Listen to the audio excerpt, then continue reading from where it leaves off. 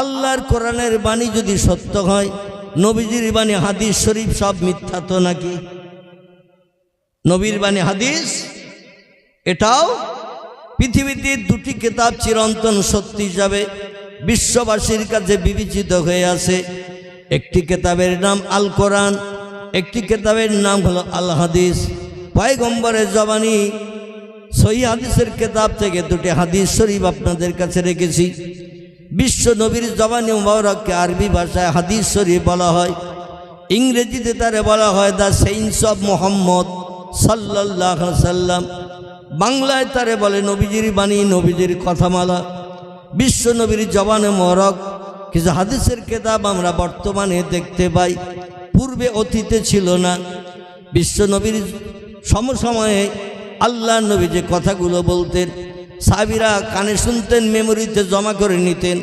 কিছু সাহাবীদের মেমোরি একটি লো মডেলের থাকার কারণে তারা একবার দুবার শুনলে মুখস্থ করতে পারত না। এই জন্য তারা সেই যুগে এখান থেকে 1450 বছর আগে প্রিয় নবীর মহব্বতের সঙ্গীরা কেউ বা গাছের পাতায়, কেউ বা চামড়ার গায়ে, কেউ বা পাথরের গায়ে পয়গম্বরের জবানিগুলো লিপিবদ্ধ করে রাখতেন। পরবর্তীতে বিজ্ঞানের আবিষ্কার যখন হলো, বিজ্ঞানীরা পেপার বানালো, কাগজ বানালো। কাগজ যখন পৃথিবীতে তৈরি হয়ে গেল, ওই গাছের পাতা থেকে, চামড়া থেকে, পাথরের ফলক থেকে পয়গম্বরের জবানিগুলো কালেকশন করে নিয়ে পুস্তকে লিপিবদ্ধ করা হলো, কাগজে লিপিবদ্ধ করা হলো। এবং একজন লেখক এক একটা কিতাবের নামকরণ করে বিশ্ব মুসলিমদের জন্য উপঢৌকন দিয়ে গেছেন।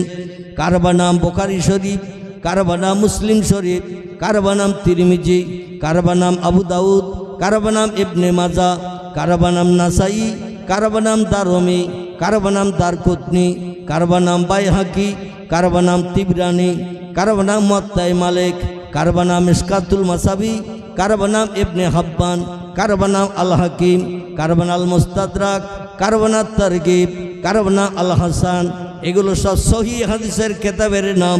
ভরা আছে নবীজির জবানি লেখনির মাধ্যম দিয়ে, কিছু কম বেশি 3.5 লক্ষের মতো। একটু জোরে বলা যাবে না সুবহানাল্লাহ? তো বাড়ি কম্বল মুড়ি দিয়ে সুবহানাল্লাহ বলবেন নাকি?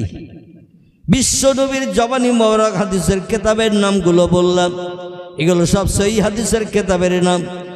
পয়গম্বরের জবানি লিপিবদ্ধ আছে এই কিতাবগুলোর ভিতরে, কিছু কম বেশি 3.5 লক্ষের মতো। একটু জোরে বলুন সুবহানাল্লাহ।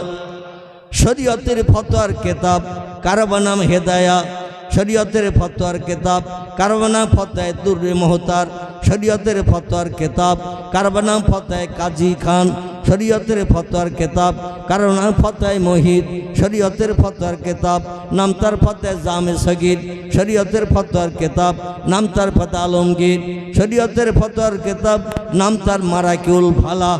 বিখ্যাত বিখ্যাত ফতোয়ার কিতাবে লেখকেরা একমত হয়ে লিখেছেন, কোরআনের কোন একটা কথা কোনো মুসলমান যদি মানতে অস্বীকার করে, বিশ্বাস করতে আপত্তি দর্শায়, পয়গম্বর মুহাম্মদ রাসূলুল্লাহ জবানি সেই হাদিসের কিতাবের ভিতরে যত হাদিস লেখকেরা লিপিবদ্ধ করেছেন, একটা হাদিস কোনো মুসলমান মানতে যদি আপত্তি দর্শায়, যদি বলে বাদ দাও তো 1500 বছর আগের লোক ছিল মুহাম্মদ, জীবন স্কুলে যায়নি, কলেজ চোখে দেখেনি, বিশ্ববিদ্যালয়ের চৌকাঠ পার হয়নি, খাতা কলম দিলে নাম লিখতে পারত না, বই দিলে পড়তে পারত না, মুহাম্মদ কোনো সাহিত্য রচনা করেনি, কোনো কবিতা লিখেনি, মুহাম্মদ ছিল একটা মূর্খ মানুষ। একবিংশ শতাব্দীর যুগ, জ্ঞানের যুগ, শিক্ষার যুগ। এই যুগে মূর্খ ব্যক্তির নেতৃত্ব মানা যাবে না, তার কথা বিশ্বাস করে শোনাও যাবে না। একটু চিল্লায়ে বলুন নাউজুবিল্লাহ। এরকম ধারণা যদি কোনো ব্যক্তি করে, একটু বক্সের আওয়াজ কম করে দেন ভাই, একেবারে ঢোল বাজা মতো আওয়াজ হচ্ছে। মাইকম্যান কোথায় আছে? মাইকম্যান ঘুমিয়ে পড়েছে নাকি? একটু বক্সের আওয়াজ, ভিতরের বক্সের আওয়াজটা কম করে দেন, যাতে সকলে শুনতে সুবিধা হয়, বক্তার বক্তৃতা করতে সুবিধা হয়। আর আমি একটু চড়া ভাষায় কথা বলি, তো ঢোল বাজা মতো আওয়াজ হচ্ছে আমার কানে জানো, এই জন্য একটু বক্সের আওয়াজ কম করে দেন। আমার ভাইরা, শরীয়তের ফতোয়ার কিতাবের ভিতরে লেখকেরা একমত হয়ে লিখেছেন, কোরআনের কোন একটা কথা মানতে যদি কোনো ব্যক্তি আপত্তি দর্শায়, অস্বীকার করে, পয়গম্বর মুহাম্মদ সাল্লাল্লাহু জবানি মোবারক, যদিও তিনি স্কুলে যাননি, কলেজ চোখে দেখেননি, বিশ্ববিদ্যালয় চৌকাট পার হয়নি, স্কুলে অ্যাটেন্ডেন্সের খাতায় কোনো দিন তার নাম লেখা নাই, মোহাম্মদকে খাতা কলম দিলে নাম লিখতে পারতেন না, কোনো বই দিলে পড়তে পারতেন না, মোহাম্মদ কোনো সাহিত্য রচনা করেনি, মোহাম্মদ কোনো কবিতা লেখেনি, মোহাম্মদ ছিল একটা মূর্খ মানুষ। বর্তমান বিজ্ঞানের যুগে, শিক্ষার যুগে, জ্ঞানের যুগে মূর্খ ব্যক্তির কথা শোনা যাবে না, এমন ধারণা যদি কোনো ব্যক্তি করে, শরীয়তের ফতোয়ার কেতাবে সব লেখক একমত হয়ে লিখেছেন, ওই লোকটার মুসলমান থাকবে না, লোকটি কাফির হিসাবে বিবেচিত হবে। একটু জোরে বলুন নাউজুবিল্লাহ। আমরা কেউ কাফের হতে চাই অবিশ্বাস করে? কারণ কাফেরের ঠিকানা কোথায় হবে একটু জোরে বলেন তো। কাফেরের ঠিকানা এমন আওয়াজ দিচ্ছেন পিছন থেকে, আমার কান পর্যন্ত আওয়াজ আসছে না। আচ্ছা একটু জোরে বললে কি কাল সকালে জাহান্নামে যেতে হবে নাকি? যেতে হবে? এখনো তো মরণ বাকি, ঠিক কি না? আজরাইলের সঙ্গে এখনো চারি চক্রের মিলন হয়েছে আমাদের? চারি চক্রের মিলন না হওয়া পর্যন্ত কবরে যাওয়ার কোনো চিন্তা নাই। আজরাইল আসবে, সামনাসামনি চারি চক্ষের মিলন ঘটাবে, তার চেহারা আপনি দেখবেন, আপনার চেহারা সে দেখবে। তখন আর 2000 টাকার নোটের বান্ডেল 100 করে 10টা দিলেও কি ঘুষ নিয়ে চলে যাবে? 2000 টাকার নোটের বান্ডেল মোদী সরকার বার করেছিল না? আচ্ছা এখনো নজরে দেখতে পাওয়া যায়, সব আন্ডারগ্রাউন্ড হয়ে গেছে। তো 100টা করে 2000 টাকার নোট বান্ডেল করে গাটা দিয়ে যদি রাখেন, কি আজরাইল কখন আসবে সেদিন অন্তত আজরাইলের 10টা বান্ডেল দেব। তো 2000 টাকার নোট 100 করে বান্ডেল করে 10টা করলে কত টাকা হয়? আপনাদের তাবারক দিতে বারণ করবো আমি। সামান্য একটা প্রশ্নের উত্তর দিতে পারছেন? আল্লাহু আকবার। আমার ভাইরা, 20 লক্ষ টাকা আপনি ক্যাশ করে রেখে দিয়েছেন আজরাইলকে ঘুষ দেবেন বলে। এখন পাড়ার মেম্বারকে ডেকে যদি এই টাকা দেখান, ওদিন রাত্রে মেম্বারের ঘুম হবে। যদি বলেন এই ঘুষ আপনারে দেব, আমার এই কাজে বিপদে সাহায্য করতে হবে, মেম্বারের ওই দিন থেকে আর রাতের বেলা ঘুম হবে। প্রধানের যদি ওই 10টা বান্ডেল 2000 টাকার নোট 100 করে দেখান, প্রধানেরও কি ঘুম হবে নাকি? এমএলএরও যদি দেখান, এমএলএরও ঘুম হবে না। কিন্তু আজরাইল ওই টাকার বান্ডেল থেকে কি ফিরে যাবে নাকি? আজরাইল যেদিন আসবে সেদিন চাবি মোড়া দিয়ে কবরের যাত্রী বানিয়ে দিয়ে যাবে, ঠিক না ভুল? আর কবরে না যাওয়া পর্যন্ত জাহান্নামের কোনো খোঁজ খবর নাই। কবরে যাওয়ার পরে জাহান্নামের অ্যাকশন শুরু হবে। যত সময় পর্যন্ত কবরে না যাচ্ছি তত সময় জাহান্নামের কোনো খোঁজ খবর নাম নিশান আমরা দেখতে পাবো নাকি? অতএব মরণ এখন বাকি, আজরাইল আসে নাই, চাবি মোড়া দেবে, আপনজন খবর পেয়ে আসবে, জানাজা নামাজ হবে, কাফনের কাপড় পরানো হবে, খাটিয়ায় তোলা হবে, 4 জন কাঁধে করে নিয়ে কবরস্থান নিয়ে যাবে। কবরে পোতার পরেই অ্যাকশন শুরু। এখন সেই কবরে যাওয়া বাকি আছে না নাই? বাকি যখন আছে একটু জোরে উচ্চ রবে বলুন পয়গম্বর মুহাম্মদ রাসূলুল্লাহর জবানি মোবারক। যদি কোনো ব্যক্তি বিশ্বাস না করে, সেই লোকটির ঠিকানা কোথায় হবে?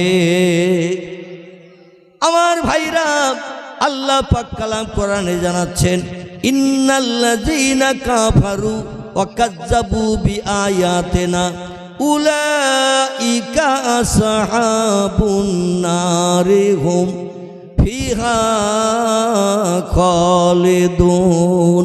জোরে বলুন একটু আল্লাহু আকবার।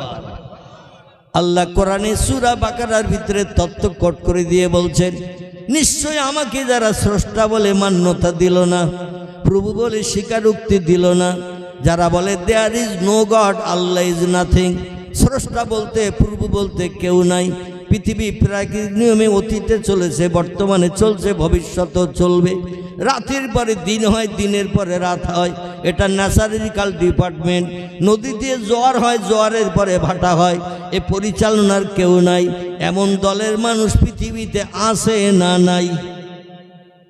এমন দলের মানুষ পৃথিবীতে আছে না নাই? অনেক আছে, অনেক আছে যারা স্রষ্টা মানে না, প্রভু মানে না, জান্নাত জাহান্নাম বিশ্বাস করে না। তারা বলছে দুনিয়া হলো আনন্দের জায়গা, দুনিয়া হলো ফুর্তির জায়গা। যতদিন বেঁচে আসো আনন্দ করো, ফুর্তি করো, খাওয়ার মরো, মরণের পরে আর কিছু নাই।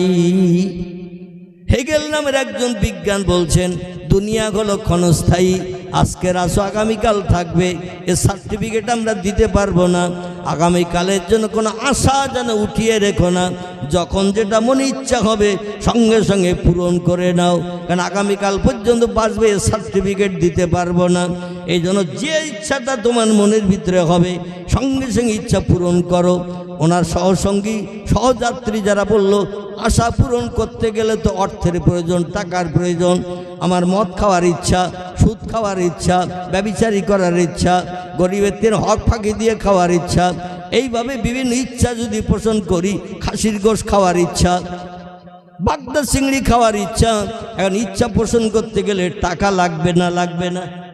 পয়সা তো নাই, ইচ্ছা পূরণ করবো কি করে?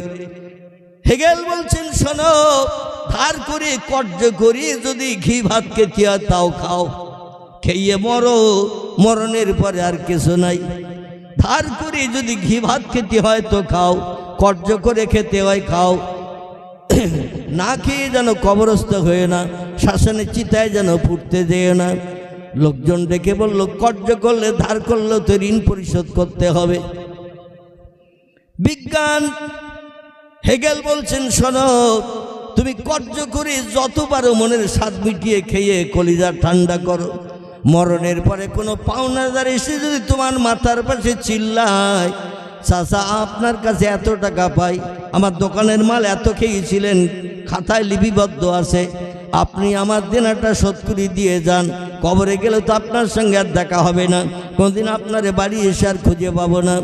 বিজ্ঞান দার্শনিক হেগেল বলছেন শোনো, হাজার যদি পাওনাদার এসে মরণের পরে টাকা চায়, একটা পয়সাও আদায় করে নিতে পারবে না। তুমি খেয়ে মরে গেলে তোমার কাছ থেকে একটা টাকা আদায় করে নেওয়ার কোনো ক্ষমতা তাদের নাই। এই জন্য দুশ্চিন্তাগ্রস্ত হয়ে না খেয়ে যেন মরো না, যখন যেটা ইচ্ছা হবে সেটা খেয়ে মরো। পয়গম্বর মুহাম্মদ রাসূলুল্লাহ তিরমিজি আবু দাউদ শরীফে হাদিসে জানাচ্ছেন, ওই ব্যক্তি জানাজা নামাজ ওই সময় পর্যন্ত তোমরা পড়িও না যত সময় না পর্যন্ত ঋণের দায়িত্ব কোনো ব্যক্তি কাঁধে তুলে না নেয়। কোনো ব্যক্তি যদি দেনদার হয়ে ঋণগ্রস্ত হয়ে মারা যায়, জানাজা নামাজ পড়ার সময় তার ঋণের দায়িত্ব কোনো ব্যক্তির কাঁধে তুলে দিতে হবে। কারণ হাসরের মাঠে ওই লোকটি সব থেকে বড় বিপদগ্রস্ত হবে, যে লোকটি দেনদার হয়ে ঋণগ্রস্ত হয়ে মৃত্যুবরণ করে কবরে যাবে।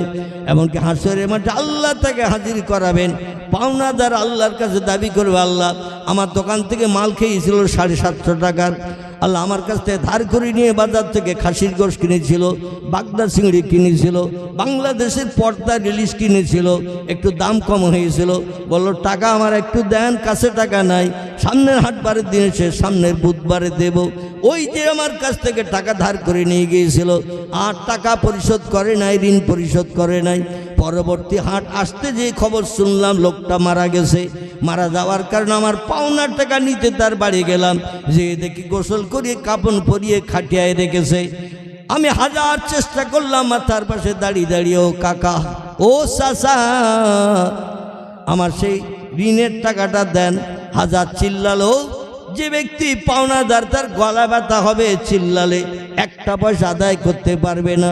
আপনজন কেউ দায়িত্ব নেয় না, যে অপরে খেয়েছে ভালো মন্দ ধার করে ঋণ করে, আমি কেন তার দেনার দায়িত্ব নেব?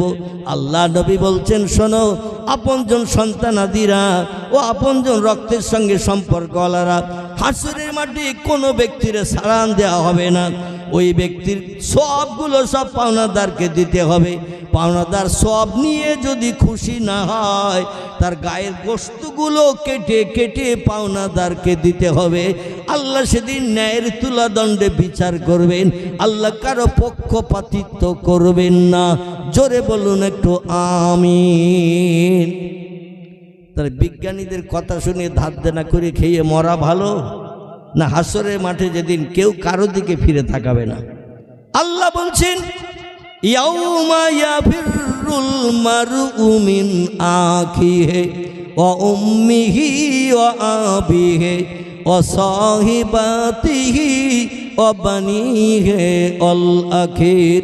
আল্লাহ বলছেন যেদিন পশ্চিম দিক থেকে সূর্যোদয় করব, ইজা তুলিয়া শামসে মাগরিবিহা, যেদিন সূর্যোদয় করব পশ্চিম দিক থেকে, অগুরবের শামসে মাশরিকিহা, সূর্য অস্তমিত করব পূর্ব দিকে, সেদিন একটা ছোট্ট দিন বানাবো আমি। একটা ছোট দিন বানিয়ে তাম পৃথিবীতে অতীতকালে যারা এসেছিল, বর্তমানে যারা হায়াতে বেঁচে আছে, আগামী ভবিষ্যৎ জেনারেশন নাতি নাতকুর যারা পৃথিবীতে জন্ম নেবে, অতীতকাল থেকে নিয়ে ভবিষ্যৎকাল পর্যন্ত যত মানুষ পৃথিবীতে এসেছে, আগামীতে আসবে, যত মানুষ পৃথিবীতে বর্তমান বেঁচে আছে, 850 কোটির মতো মানুষ বর্তমানে হায়াতে বেঁচে আছে। আগামীতে কত মানুষ জন্ম নেবে আল্লাহ জানে না। আমরা যেটা দেখতে পাই না সেটা দেখতে পাই কে? আমরা যে কাজটা তাড়াতাড়ি করতে পারি না, এ কাজটা সবার আগে করতে পারেন কে? আমরা যে খবর তাড়াতাড়ি শুনতে পাই না, এ খবর সবার আগে শুনতে পান কে? তিনি হলেন আল্লাহ সুবহানাহু তাআলা। জোরে বলুন একটু আমিন। সেই আল্লাহ সুবহানাহু তাআলা বলছেন সেদিন একটা দিন বানাবো, একটা দিনের ভিতরে তাম পৃথিবীর অতীতকালের মানুষ, বর্তমান কালের মানুষ, ভবিষ্যতের নাতি নাতকুর যারা জন্ম নেবে, সব মানুষকে আমি হাসরের মাঠে হাজির করব। এজা তাকুমুস সাত, যেদিন দুনিয়া ধ্বংস প্রলয় করব, সেদিন সবাইকে কবর থেকে উত্থাপিত করব, শ্মশানে চিতার ছাই থেকে বানাবো, সাগরের পানির তলায় জলজাহাজ ডুবে হয়ে যদি কেউ মারা যায়, সুন্দরবনের জঙ্গল দেখতে যে বাঘের পেটে যদি কারো কবর হয়, যে যেখানে কবরস্থ হয়েছে সেখান থেকে তারে বার করে হাসরে হাজির করা হবে। পয়গম্বর নাসাই শরীফের হাদিসে জানাচ্ছেন হাসরের মাঠটা একটু ছোট মার্কা হবে। আল্লাহ নবী বলছেন, আমি জিবরিল আমিন মারফত শুনেছি, সিরিয়ার দেশের বাইতুল মুকাদ্দাসের সামনে থেকে নিয়ে মক্কা মুকাররমার কাবা শরীফের দক্ষিণ দিকে 14.5 কিলোমিটার রাস্তা, সিরিয়া প্যালেস্টাইন, এই সিরিয়ার প্যালেস্টাইনে জেরুজালেমে একটি মসজিদ আছে। মসজিদটির নাম হলো বাইতুল মুকাদ্দাস। কি নাম বললাম? বাইতুল মুকাদ্দাস। কোরআনে এই মসজিদটির নাম কোট করা হয়েছে সুবহানাল্লাযী আসরা বিআবদিহি লাইলাম মিনাল মসজিদিল হারামে ইলাল মসজিদিল আকসা। জোরে বলুন একটু আল্লাহু আকবার। কোরআনের 15 পারার প্রথম লাইনে আল্লাহ তথ্য কোট করে দিয়ে বলছেন, আমি সেই মহান পবিত্র সত্তা যে আল্লাহ, আমি খাই না, ঘুমাই না, পেশাব করি না, পায়খানা করি না, রোগ বেমারি হয় না, স্বামী স্ত্রী মিলন আমার নাই, আমি অতীতে ছিলাম পবিত্র, বর্তমানে আছি পবিত্র, ভবিষ্যতে আল্লাহ নাপাক হবে মনে হয় নাকি? ভবিষ্যতেও থাকবেন তিনি পবিত্র। সেই পবিত্র সত্তা বলছেন, আসরা, আমি ভ্রমণ করিয়েছিলাম, বিআবদিহি, আমার একজন প্রেমিক বান্দাকে, লাইলান, দিনের বেলা নয়, রাতের বেলা। কখন? ইয়াওমান বলা হয়নি, লাইলান বলা হয়েছে, দিনের বেলা নয়, রাতের বেলা। মিনাল মসজিদিল হারাম, মক্কার কাবা শরীফের চতুর্দিকে একটা গোলাকার মসজিদ বানানো আছে। খুব ভালো করে শুনবেন, পৃথিবীতে একটি মসজিদ হলো গোল, এই মসজিদটির নাম হলো মসজিদে হারাম।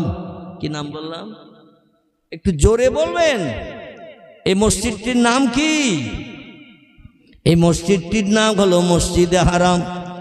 তাম পৃথিবীতে যত দেশ, বর্তমান দেশের সংখ্যা হলো 256টির মতো। গুগল সার্চ করবেন, তথ্য পেয়ে যাবেন। তাম পৃথিবীতে বর্তমান দেশের সংখ্যা হলো 256টির মতো। Japan, German, England, Holland, Poland, Italy, Brazil, Thailand, Singapore, Burma, Rangoon, Hindustan, Pakistan, Bangladesh, Afghanistan, Iraq, Iran, Kuwait, Jordan, Arab, পারস্য, তুরস্ক, Libya, Nigeria, Indonesia, Malaysia, Sri Lanka, Burma, Tajikistan, Kazakhstan, Balochistan, Azerbaijan, Armenia, Saudi Arab, Arab আমির শাহী, শাম, সিরিয়া, মরক্কো, ইয়ামান, বুলগেরিয়া, মিশর, Jordan থেকে শুরু করে পৃথিবীতে দেশের সংখ্যা হলো 256টির মতো। এই 256 দেশে এমন কোনো দেশ নাই যে দেশে মসজিদ নাই। এই জন্য আল্লামা কবি ইকবাল বলেছেন, ভারতে আমি, আরবে আমি, চীনে আমার নাই কপর, বিশ্বজোড়া মুসলিম আমি, সারা বিশ্বে বেঁধেছি ঘর। একটু জোরে বলুন আল্লাহু আকবার, আরো জোরে বলুন আল্লাহু আকবার। পৃথিবীতে এমন অনেক দেশ আছে যে দেশে হিন্দু নাই, জৈন নাই, শিখ নাই, বৌদ্ধ নাই, ইহুদি নাই, খ্রিস্টান নাই, কোল নাই, ভিল নাই, নাগা নাই, খাসা নাই, মুন্ডা নাই, আর্য নাই, অনার্য নাই, আদিবাসী নাই, সাঁওতালি নাই। এমন অনেক দেশ পৃথিবীতে আছে যে দেশে অনেক ধর্মাবলম্বীদের নাম নিশানা গন্ধ পাওয়া যায় না। কিন্তু আমরা মুসলমান এমন একটা জাতি, এমন একটা সম্প্রদায় আল্লাহ আমাদের বানিয়েছে। পৃথিবীতে যত দেশ বর্তমানে আছে সব দেশে মুসলমানেরা বসবাস করছে। একটা দেশ নাই যে দেশে মুসলমান নাই, এমন দেশ পৃথিবীতে একটাও নাই। জোরে বলুন একটু সুবহানাল্লাহ। আর মুসলমানেরা যে দেশে বাস করে সে দেশে মুসলমানের আল্লাহর ইবাদতের জন্য মসজিদ বানায় না। কারণ আল্লাহ নবী হাদিস শরীফে জানিয়েছেন, আফজাল ইবাদাতি ইবাদাতুস সালাহ। আল্লাহকে রাজি করতে গেলে, আল্লাহকে খুশি করতে গেলে, জীবনের সমস্যার সমাধান পেতে গেলে আল্লাহর ইবাদত বন্দেগী একটু করতে হবে বেশি। ইবাদতের ভিতরে সবথেকে উত্তম ইবাদতের নাম হলো নামাজ। কি নামাজ? ইবাদতের নাম হলো নামাজ। আমি যদি বলি হাত তুলে একটু দেখান এশার নামাজ কে কে পড়িয়েছেন, অধিকাংশ লোকের হাত উঠবে না। এ ঠিক বললাম না ভুল বললাম? এজন্য তুলতে বলে আর লজ্জা দিতে চাচ্ছি না। কিন্তু শরীয়তের ফতোয়ার কেতাব, নাম তার ফতোয়ায়ে হেদায়া, শরীয়তের ফতোয়ার কেতাব, নাম তার ফতোয়ায়ে দুররে মুহতার, শরীয়তের ফতোয়ার কেতাব, নাম তার ফতোয়ায়ে কাজী খান, শরীয়তের ফতোয়ার কেতাব, নাম তার ফতোয়ায়ে মুহিত, শরীয়তের ফতোয়ার কেতাব, নাম তার ফতোয়ায়ে জামে সগীর, শরীয়তের ফতোয়ার কেতাব, নাম তার ফতোয়া আলমগিরি, শরীয়তের ফতোয়ার কেতাব, নাম তার ফতোয়ায়ে মারাকিউল ফালাহ। বিখ্যাত ফতোয়ার কেতাবে লেখকেরা একমত হয়ে লিখেছেন, ছেলেদের যেদিন থেকে স্বপ্নদোষ ঘুমের ঘরে শুরু হয় ওই দিন থেকে ছেলেরা হয় সাবালক। খুব ভালো করে শুনবেন, ছেলেরা ওই দিন থেকে প্রাপ্তবয়স্ক হিসাবে শরীয়তে বিবেচিত। যখন রাতের বেলা ঘুমিয়ে পড়লে স্বপ্ন দোষ হয়, এখান থেকে ছেলেরা বালেগ, সাবালক হিসাবে বিবেচিত। যেদিন থেকে বালেগ হবে, স্বপ্নদোষ শুরু হবে, ওই দিন থেকে নিয়ে কবরে যাওয়ার দিন পর্যন্ত প্রতিদিন 5 ওয়াক্ত নামাজ প্রত্যেকটি পুরুষ মুসলমানের জন্য অবশ্য কর্তব্য, ফরজ। আমরা দৈনন্দিন 5 ওয়াক্ত নামাজ পড়ি তো? একটু কথা বলেন, পড়ি তো? আল্লাহ নবী জানাচ্ছেন, ইচ্ছাকৃত মসজিদের মুয়াজ্জিন আযান শুনল উম্মতে মুহাম্মাদি, চায়ের দোকানে বসে গল্প করছিল, কিংবা কোনো দোকানে বসে বসে টেলিভিশনের পর্দায় ন্যাংটা নারী ন্যাংটা পুরুষের নাচ গান দেখছিল। মুয়াজ্জিন আযান দিয়েছে, মাইকের আওয়াজ কানে এসেছে, কিন্তু চায়ের দোকান ছাড়েনি, মসজিদ মুখ হয়নি, গল্প গুজবে মত্ত। ওই ব্যক্তি ইচ্ছাকৃত জামাতও শরীক হয়নি, ইমামের পিছনে ইক্তেদায় শরীক হয়নি। আল্লাহ নবী বলছেন, ইচ্ছাকৃত একাক্ত নামাজ কোনো বালেগ পুরুষ মরণের দিন পর্যন্ত ইচ্ছাকৃত যদি কাজা করে, আল্লাহ পাক তার শাস্তির জন্য নির্ধারিত করেছেন 80 হব্বা জাহান্নাম। কত বললাম? 80 হব্বা জাহান্নাম। আমি এখনো ওয়াজ শুরু করিনি, কিন্তু কোরআনের যে আয়াত রেখেছিলাম আয়াতের দিকে এখনো যাইনি। একটু ট্রাক্টর দিচ্ছি। ট্রাক্টর বোঝেন তো? ঘাস বাগানে দানা ছড়ালে সারা হবে তো নাকি? ঘাস বাগানে ঝোপঝাড় জঙ্গলে সরিষার দানা, মুসুরির দানা, পাটের দানা যদি ছড়ানো হয় ও দানায় সারা হবে তো? আচ্ছা, এখন ওই ঘাসগুলো যদি ট্রাক্টর দিয়ে একটু জমি চষে মেরে নেওয়া হয়, জমিন যদি বার করে নেওয়া হয়, ওই জমিনে যদি এবার মুসুরির দানা, সরিষার দানা, পাটের দানা যদি ছড়ান, মাটির সঙ্গে যদি দানার কানেকশান হয়, ও দানাগুলো মিট যাবে না, সব সারা হবে? কি হবে? চারা হবে। আমি একটু ট্রাক্টর দিয়ে জমিন তৈরি করছি। এখন জমিন তৈরি করে দুটো দানা ছড়িয়ে দিয়ে যাব। তবে দানাগুলো চারা যখন হয়ে যাবে কোনো দানা মিস যাবে না ইনশাল্লাহ। জমিনের সঙ্গে কানেকশন হলেই দানায় চারা হবে। তো এই চারাগুলো বড় করার দায়িত্ব কিন্তু লাউখালীর মানুষের থাকবে। আমি রোজ রোজ এসে তেল সার পাউডার দেব না। মাঝে মাঝে সেচন দিতে হয় না, ফসল সতেজ করতে যেয়ে পানি দিতে হয় না, ও পানি দেওয়ার দায়িত্ব আপনাদের। তেল সার পাউডার পোকা মারার দায়িত্ব আপনাদের। গাছ বড় হলে গাছের ধর্ম হলো ফল দেওয়া। ঠিক বললাম না ভুল বললাম? গাছ বড় হলে গাছের ধর্ম ফল দেওয়া। কোনো গাছ যদি ফল না দেয় ও গাছ কোনো মালিক রাখবে? বলে তাড়াতাড়ি কাঠ পরিষ্কার কর, অন্য গাছ লাগাবো। আমার জমিনটাই বেকার নষ্ট করে ফেলেছে, গাছে কোনো ফল হয় না। ঠিক বললাম না ভুল বললাম? এই জন্য আপনাদের একটু দানার চারা বেরিয়ে গেলে পরিষেবা দিতে হবে। আমি শুধু দানা ছড়িয়ে দিয়ে চলে যাব। তেল সার পাউডার যখন যেটা দেওয়ার দরকার আপনারা দেবেন। কি হয়েছে? এত সময় কোথায় ছিলেন? আধা ঘন্টার ওপরে বসছিলাম মাদ্রাসায়, আবার এই কাগজ দেওয়া দেবী এ তো শুনে এসেছি। এই দেওয়ার দরকার নেই, আমি শুনে এসেছি দোকান থেকে। এখন আর শ্রোতাদের কাছে এই তথ্য দিয়ে আর ওদের মন গরম করব না। একটু মহব্বতে দরুদ শরীফ পড়ে নেন। আল্লাহুম্মা সাল্লি আলা সাইয়্যিদিনা মাওলানা ওয়া আলা আলি সাইয়্যিদিনা মাওলানা। ইউসুফকে দেখে জুলাইখা পাগল, ইউসুফকে দেখে জুলাইখা পাগল, রসুলকে দেখে খাদিজা, সেই আশিকে মুসলিম পাগল। দরুদ পড়ো মুস্তাফা, আল্লাহুম্মা সাল্লি আলা সাইয়্যিদিনা মাওলানা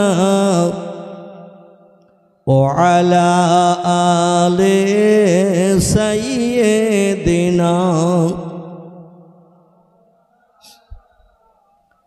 পয়দা হইয়া দিনের নবী, পয়দা হইয়া নূরের নবী, না দেখিলেন পিতার মুখ। 6 বৎসরের কালে নবী হারাইলেন যে মায়ের বুক। আল্লাহুম্মা সাল্লি আলা সাইয়্যিদিনা মাওলানা মুহাম্মদ ওয়া আলা আলি সাইয়্যিদিনা মাওলানা মুহাম্মদ। মসজিদে মুয়াজ্জিনের আযান শুনলাম মাইকের মাধ্যম দিয়ে। চায়ের দোকান ছাড়লাম না, গল্পের আড্ডা ছাড়লাম না, তাসের আড্ডা ছাড়লাম না, ক্যারাম বোর্ডের আড্ডা ছাড়লাম না। কিছু বৃদ্ধ বুড়ো চাচা, বুড়ো দাদা আযান শুনে ঘর থেকে বেরিয়ে যাচ্ছেন লাঠি নিয়ে খুটখুট করতে মসজিদে। কারণ আজরাইল কবে আসবে তার তো নাম নিশানা জানা নাই।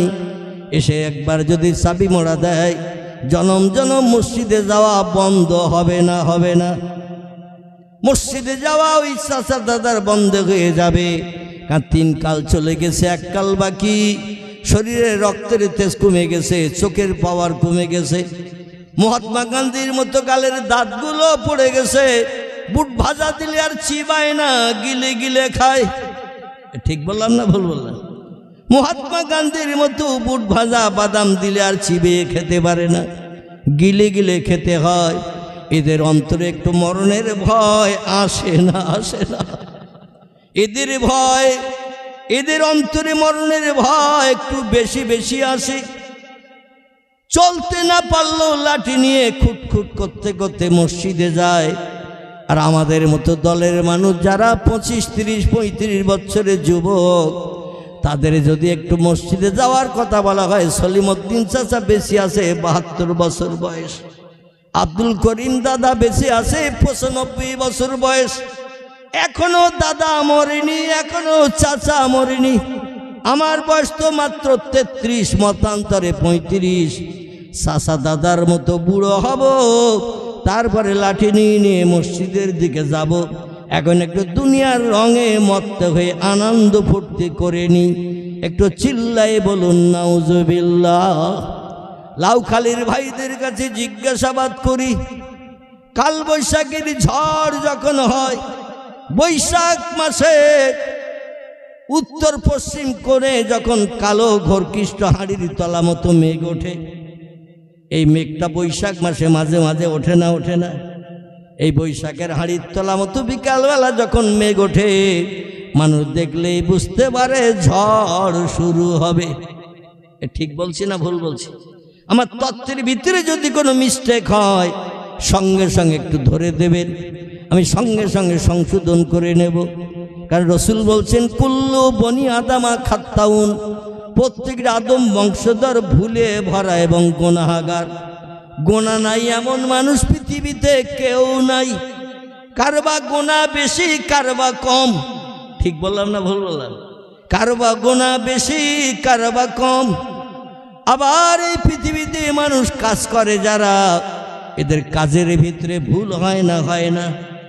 যে লোকটি পঙ্গু, অচল, উঠতে পারে না, চলতে পারে না, এর কাজের কোনো ভুল খুঁজে পাওয়া যাবে? যে লোকটি বোবা, কথা বলতে পারে না, এর কথার কোনো ভুল কি আপনি ধরতে পারবেন? বোবা, কথা বলতে পারে না। তাই নবী বলছেন, কুল্লু বনি আদামা খাত্তাউন, প্রত্যেকটা আদম বংশধর ভুলে ভরা গুনাহগার। গোনা নাই এমন মানুষ পৃথিবীতে কেউ নাই। কম বেশি গোনা সকলের আছে। আবার কথা বললে ভুল হয়, কাজ করলে ভুল হয়। আমি কিছু সময় আপনাদের সঙ্গে চারিচক্ষুর মিলন ঘটিয়ে দিন শরীয়তের কিছু কথা বলবো। আপনাদের মগজে যদি আমার তত্ত্বটা মিস্টেক, ভুল ধরা পড়ে, সঙ্গে সঙ্গে নক করবেন, আমি সংশোধন করে নেব। একজন ব্যক্তি ভুল করে সংশোধন করতে চাইনি, স্বীকার করতে চাইনি, আল্লাহ তারে চির জাহান্নামী বানিয়ে দিয়েছেন। তার পূর্ব নাম ছিল আজাজিল, পরবর্তীতে নাম হয়েছে তার ইবলিস। আল্লাহ কোরআনে জানিয়েছেন, লানাতুল্লাহি ইবলিসা, আমার হুকুমের খেলাপ করে ভুল করলে দুটি বার সুযোগ দিলাম ভুল সংশোধনের জন্য, কিন্তু ভুল সংশোধন করলি না। হুজুর আসছে নাকি?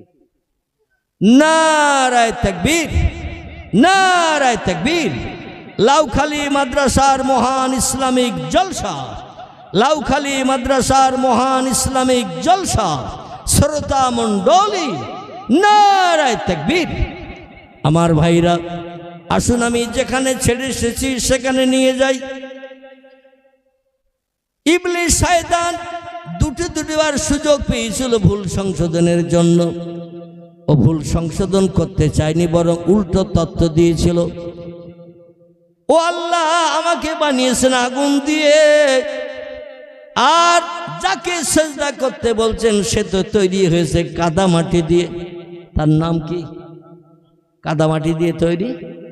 আলহামদুলিল্লাহ, কাদামাটি দিয়ে তৈরি হয়েছেন যিনি, নাম হলো তার আদম। আগুনের কাজ হলো উপরে ওঠা, আর মাটির কাজ হলো সবসময় নিচে নামা। ঠিক বলেছে না ভুল বলেছে? যে মুআল্লিমুল মালায়েকা ছিল, জান্নাতের ভিতরে শিক্ষক সমস্ত ফেরেশতা মণ্ডলীদের, আল্লাহ এত জ্ঞান তারে দান করে দিয়েছিলেন। সোনার চেয়ারে বসে যখন ওয়াজ করত জান্নাতের ভিতরে, আপনাদের মতো লক্ষ লক্ষ কোটি কোটি ফেরেশতা গাল হা করে তার মুখের দিকে তাকিয়ে ওয়াজ শুনত।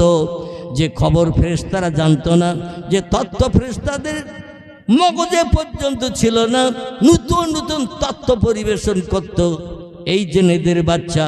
এর নাম ছিল আজাজিল। আর হা করে ফেরেশতারা তার ওয়াজ শুনত এবং অনেক অনেক জ্ঞান তারা অর্জন করত কাছ থেকে।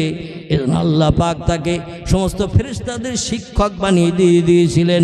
জোরে বলুন একটু আমিন। কিন্তু একটি ভুল করেছেন, ভুলটি হলো এই, আল্লাহ বলে আমার কাদামাটি তৈরি মানুষের কাছে একটু মাথা নত কর, একটু সেজদা কর। সমস্ত ফেরেশতারা সেজদা করলো, কিন্তু এই জেনেদের বাচ্চা আজাজিল আগুন দিয়ে তৈরি, এ চুপ করে দাঁড়িয়ে থাকলো।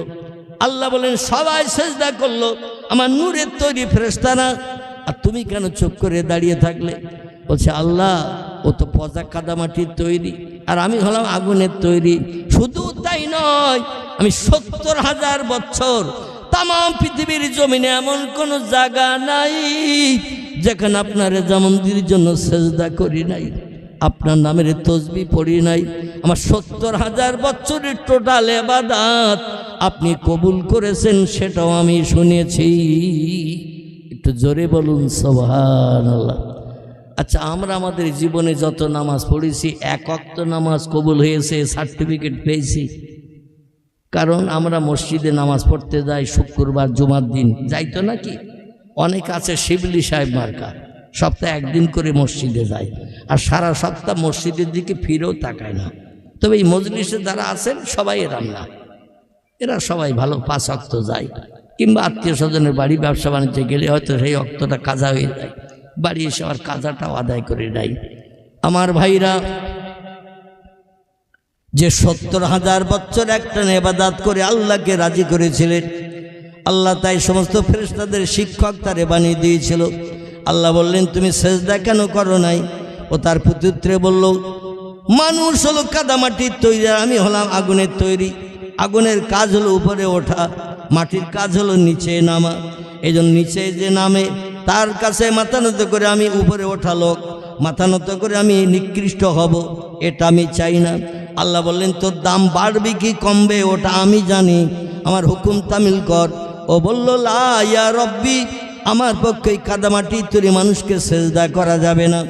আল্লাহ এত রাগান্বিত হয়ে গেলেন, ৭০,০০০ বছর ইবাদত আল্লাহ যার কবুল করেছিলেন, একটা হুকুমের খেলাপ করার কারণে আল্লাহ পাক তাকে লানাতের জিঞ্জিরে গলায় পরিয়ে দিয়ে অভিশপ্ত বানিয়ে চির জাহান্নামী ঘোষণা করে দিয়ে জান্নাত থেকে বিতাড়িত করে দিলেন। এখনো ইবলিস শয়তান পৃথিবীতে আসে না নাই? ও বিদায় নেওয়ার সময় আল্লাহরে বলেছিল, আল্লাহ প্রত্যেকটা আমলের প্রতিদান তো আপনি দেবেন বলে ওয়াদা করেছেন। আমি যে ৭০,০০০ বছর ইবাদত করলাম, আমার ইবাদতের প্রতিদান কি দেবেন? আল্লাহ বলছেন আমি কোরআনে ওয়াদা করেছি, ফামাইয়া আমাল মিসকালা যাররাতিন খায়রা ইয়ারা ওয়া মাইয়া আমাল মিসকালা যাররাতিন শাররা ইয়ারা। শস্য দানা পরিমাণ সৎ কাজ যে করবে, হাসরের মাঠে বিচারের দিন তাকে চোখে আঙুল দিয়ে সেটা দেখিয়ে দেয়া হবে। শস্য দানা পরিমাণ আবার অসৎ কাজ, খারাপ কাজ যে লোকটি করবে, আমি তাকেও চোখে আঙুল দিয়ে দেখিয়ে দেব, এই দিন এই ভুল কাজটা, খারাপ কাজটা করেছ। আল্লাহ ন্যায়ের তুলা দণ্ডে বিচার করবেন, কারো জন্য কোনো পক্ষপাতিত্ব করবেন না। যার চেহারা দেখতে খুব খারাপ, চোখ একটা কানা, নাকটা খাদা, গায়ের রং কয়লার থেকেও কালো, ঠোঁট দুটো মোটা, বিশ্রী আকার, তারও আল্লাহ পাক কোনো বাড়তি বিপদে ফেলবেন না। আবার যার চেহারা বিশ্ব সুন্দর মার্কা, নায়ক মার্কা, অভিনেতা মার্কা, এইরকম সুন্দর চেহারা কোনো ব্যক্তির থাকার কারণে শস্য দানা পরিমাণ বাড়তি ফ্যাসিলিটিও তাকে দেবেন না। আল্লাহ সেদিন বিচার করবেন সূক্ষ্ম। জোরে বলুন একটু আমিন, আর একটু জোরে বলুন আমিন। আল্লাহর পয়গম্বর বলছেন, ও উম্মতি মুহাম্মাদিরা, আল্লাহকে রাজি করে জীবনের শখ যদি মেটাতে চাও, ইচ্ছা আশা আকাঙ্ক্ষা যদি পরিপূর্ণ করতে চাও, আল্লাহকে যদি আপন বানাতে চাও, তাহলে নামাজ নামাজ নামাজ নামাজ হলো তোমাদের মূল মন্ত্র। নামাজ ছাড়া আল্লাহরে কোনোদিন রাজি করতে পারবে না। হাজার যত সৎ কাজ করো, ভালো কাজ করো, কোরআন তেলাওয়াত করো, জিকির আজগার করো, তাসবিহ তাহলিল পাঠ করো, গরিব এতিমের এমন করে বিপদে মুসিবতে সাহায্য করো, এমন করে বাপ মার এতিম বাচ্চারে তুমি খাবার দাও, মাথায় হাত বুলিয়ে দাও, এমন করে বিভিন্ন সাহায্য সহযোগিতা করো। আমার কাছে তোমার কোনো ইবাদত কবুল হবে না, হবে না, হবে না। কারণ প্রথম ইবাদতের নাম হলো নামাজ। এই নামাজ তোমাকে আদায় করতে হবে। ইচ্ছাকৃত কোনো ব্যক্তি যদি এক ওয়াক্ত নামাজ কাজা করে, যেটা আমি বক্তৃতার পূর্বে আপনাদের কাছে বলছিলাম, পয়গম্বর বলছি শাস্তি স্বরূপ, অপরাধের দণ্ড স্বরূপ আল্লাহ তাকে 80 হব্বা জাহান্নামের আগুনে জ্বালাবেন। সাহাবীরা শুনে বলছি, ইয়া রাসূলুল্লাহ, ইয়া হাবিবাল্লাহ, মা হিয়াল হব্বা, হব্বা কি জিনিস আমরা তো বুঝি না। আপনি বলছেন এক ওয়াক্ত নামাজ কাজা করলে, আল্লাহর হুকুমের অমান্যতা দিলে 80 হব্বা জাহান্নামের আগুনে জ্বলতে হবে। হব্বাটা কি একটু বলুন। আল্লাহ নবী ভেঙে বলে দিলেন, সাহাবীরা, ও সাহাবীরা, 2,88,00,000 বছর একটানা জাহান্নামের আগুনে জ্বললে সেটা হয় 1 হব্বা।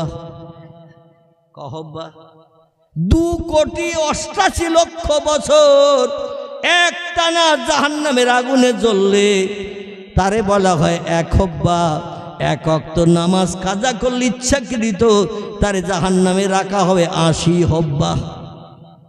এইবার একটু ক্যালকুলেটারে লম্বা মোবাইল যাদের কাছে আছে, আমার কাছে একটা আছে ছোট মার্কা, শুধু একটু কথাবার্তা বলি, দেখাবো আপনাদের। হয়তো বলেন হুজুরের পকেটও বোধহয় আমাদের মতো বড় মাল আছে। আমি এইটা ব্যবহার করি অতীত কাল থেকে নিয়ে বর্তমান কাল পর্যন্ত এবং মরণের দিন পর্যন্ত। আল্লাহ জানো, এটাই ব্যবহার করতে করতে আমার কবরে নিয়ে যায়। কারণ এই বড় মাল যারা ব্যবহার করে, আঙুলের টাচ করলেই প্রথম মনের মানুষ বার হয় না, হয় না। লাউখালী এলাকায় কারো মনের মানুষ টানুষ নেই, আছে? প্রথম টাচ করলেই বেরিয়ে যায় মনের মানুষ। অবৈধ প্রেমিকা, খুব ভালো করে শুনবেন। আল্লাহ পাক তার পাক কালাম কোরআন মজিদি সৃষ্টি শ্রেষ্ঠ করে আমাদের বানিয়েছেন। সূরা 3 তত্ত্ব কোট করে দিয়েছেন, বিসমিল্লাহির রহমানির রহিম, লাকাদ খালাকনাল ইনসানা ফি আহসানি তাকবীম। জোরে বলুন আল্লাহু আকবার।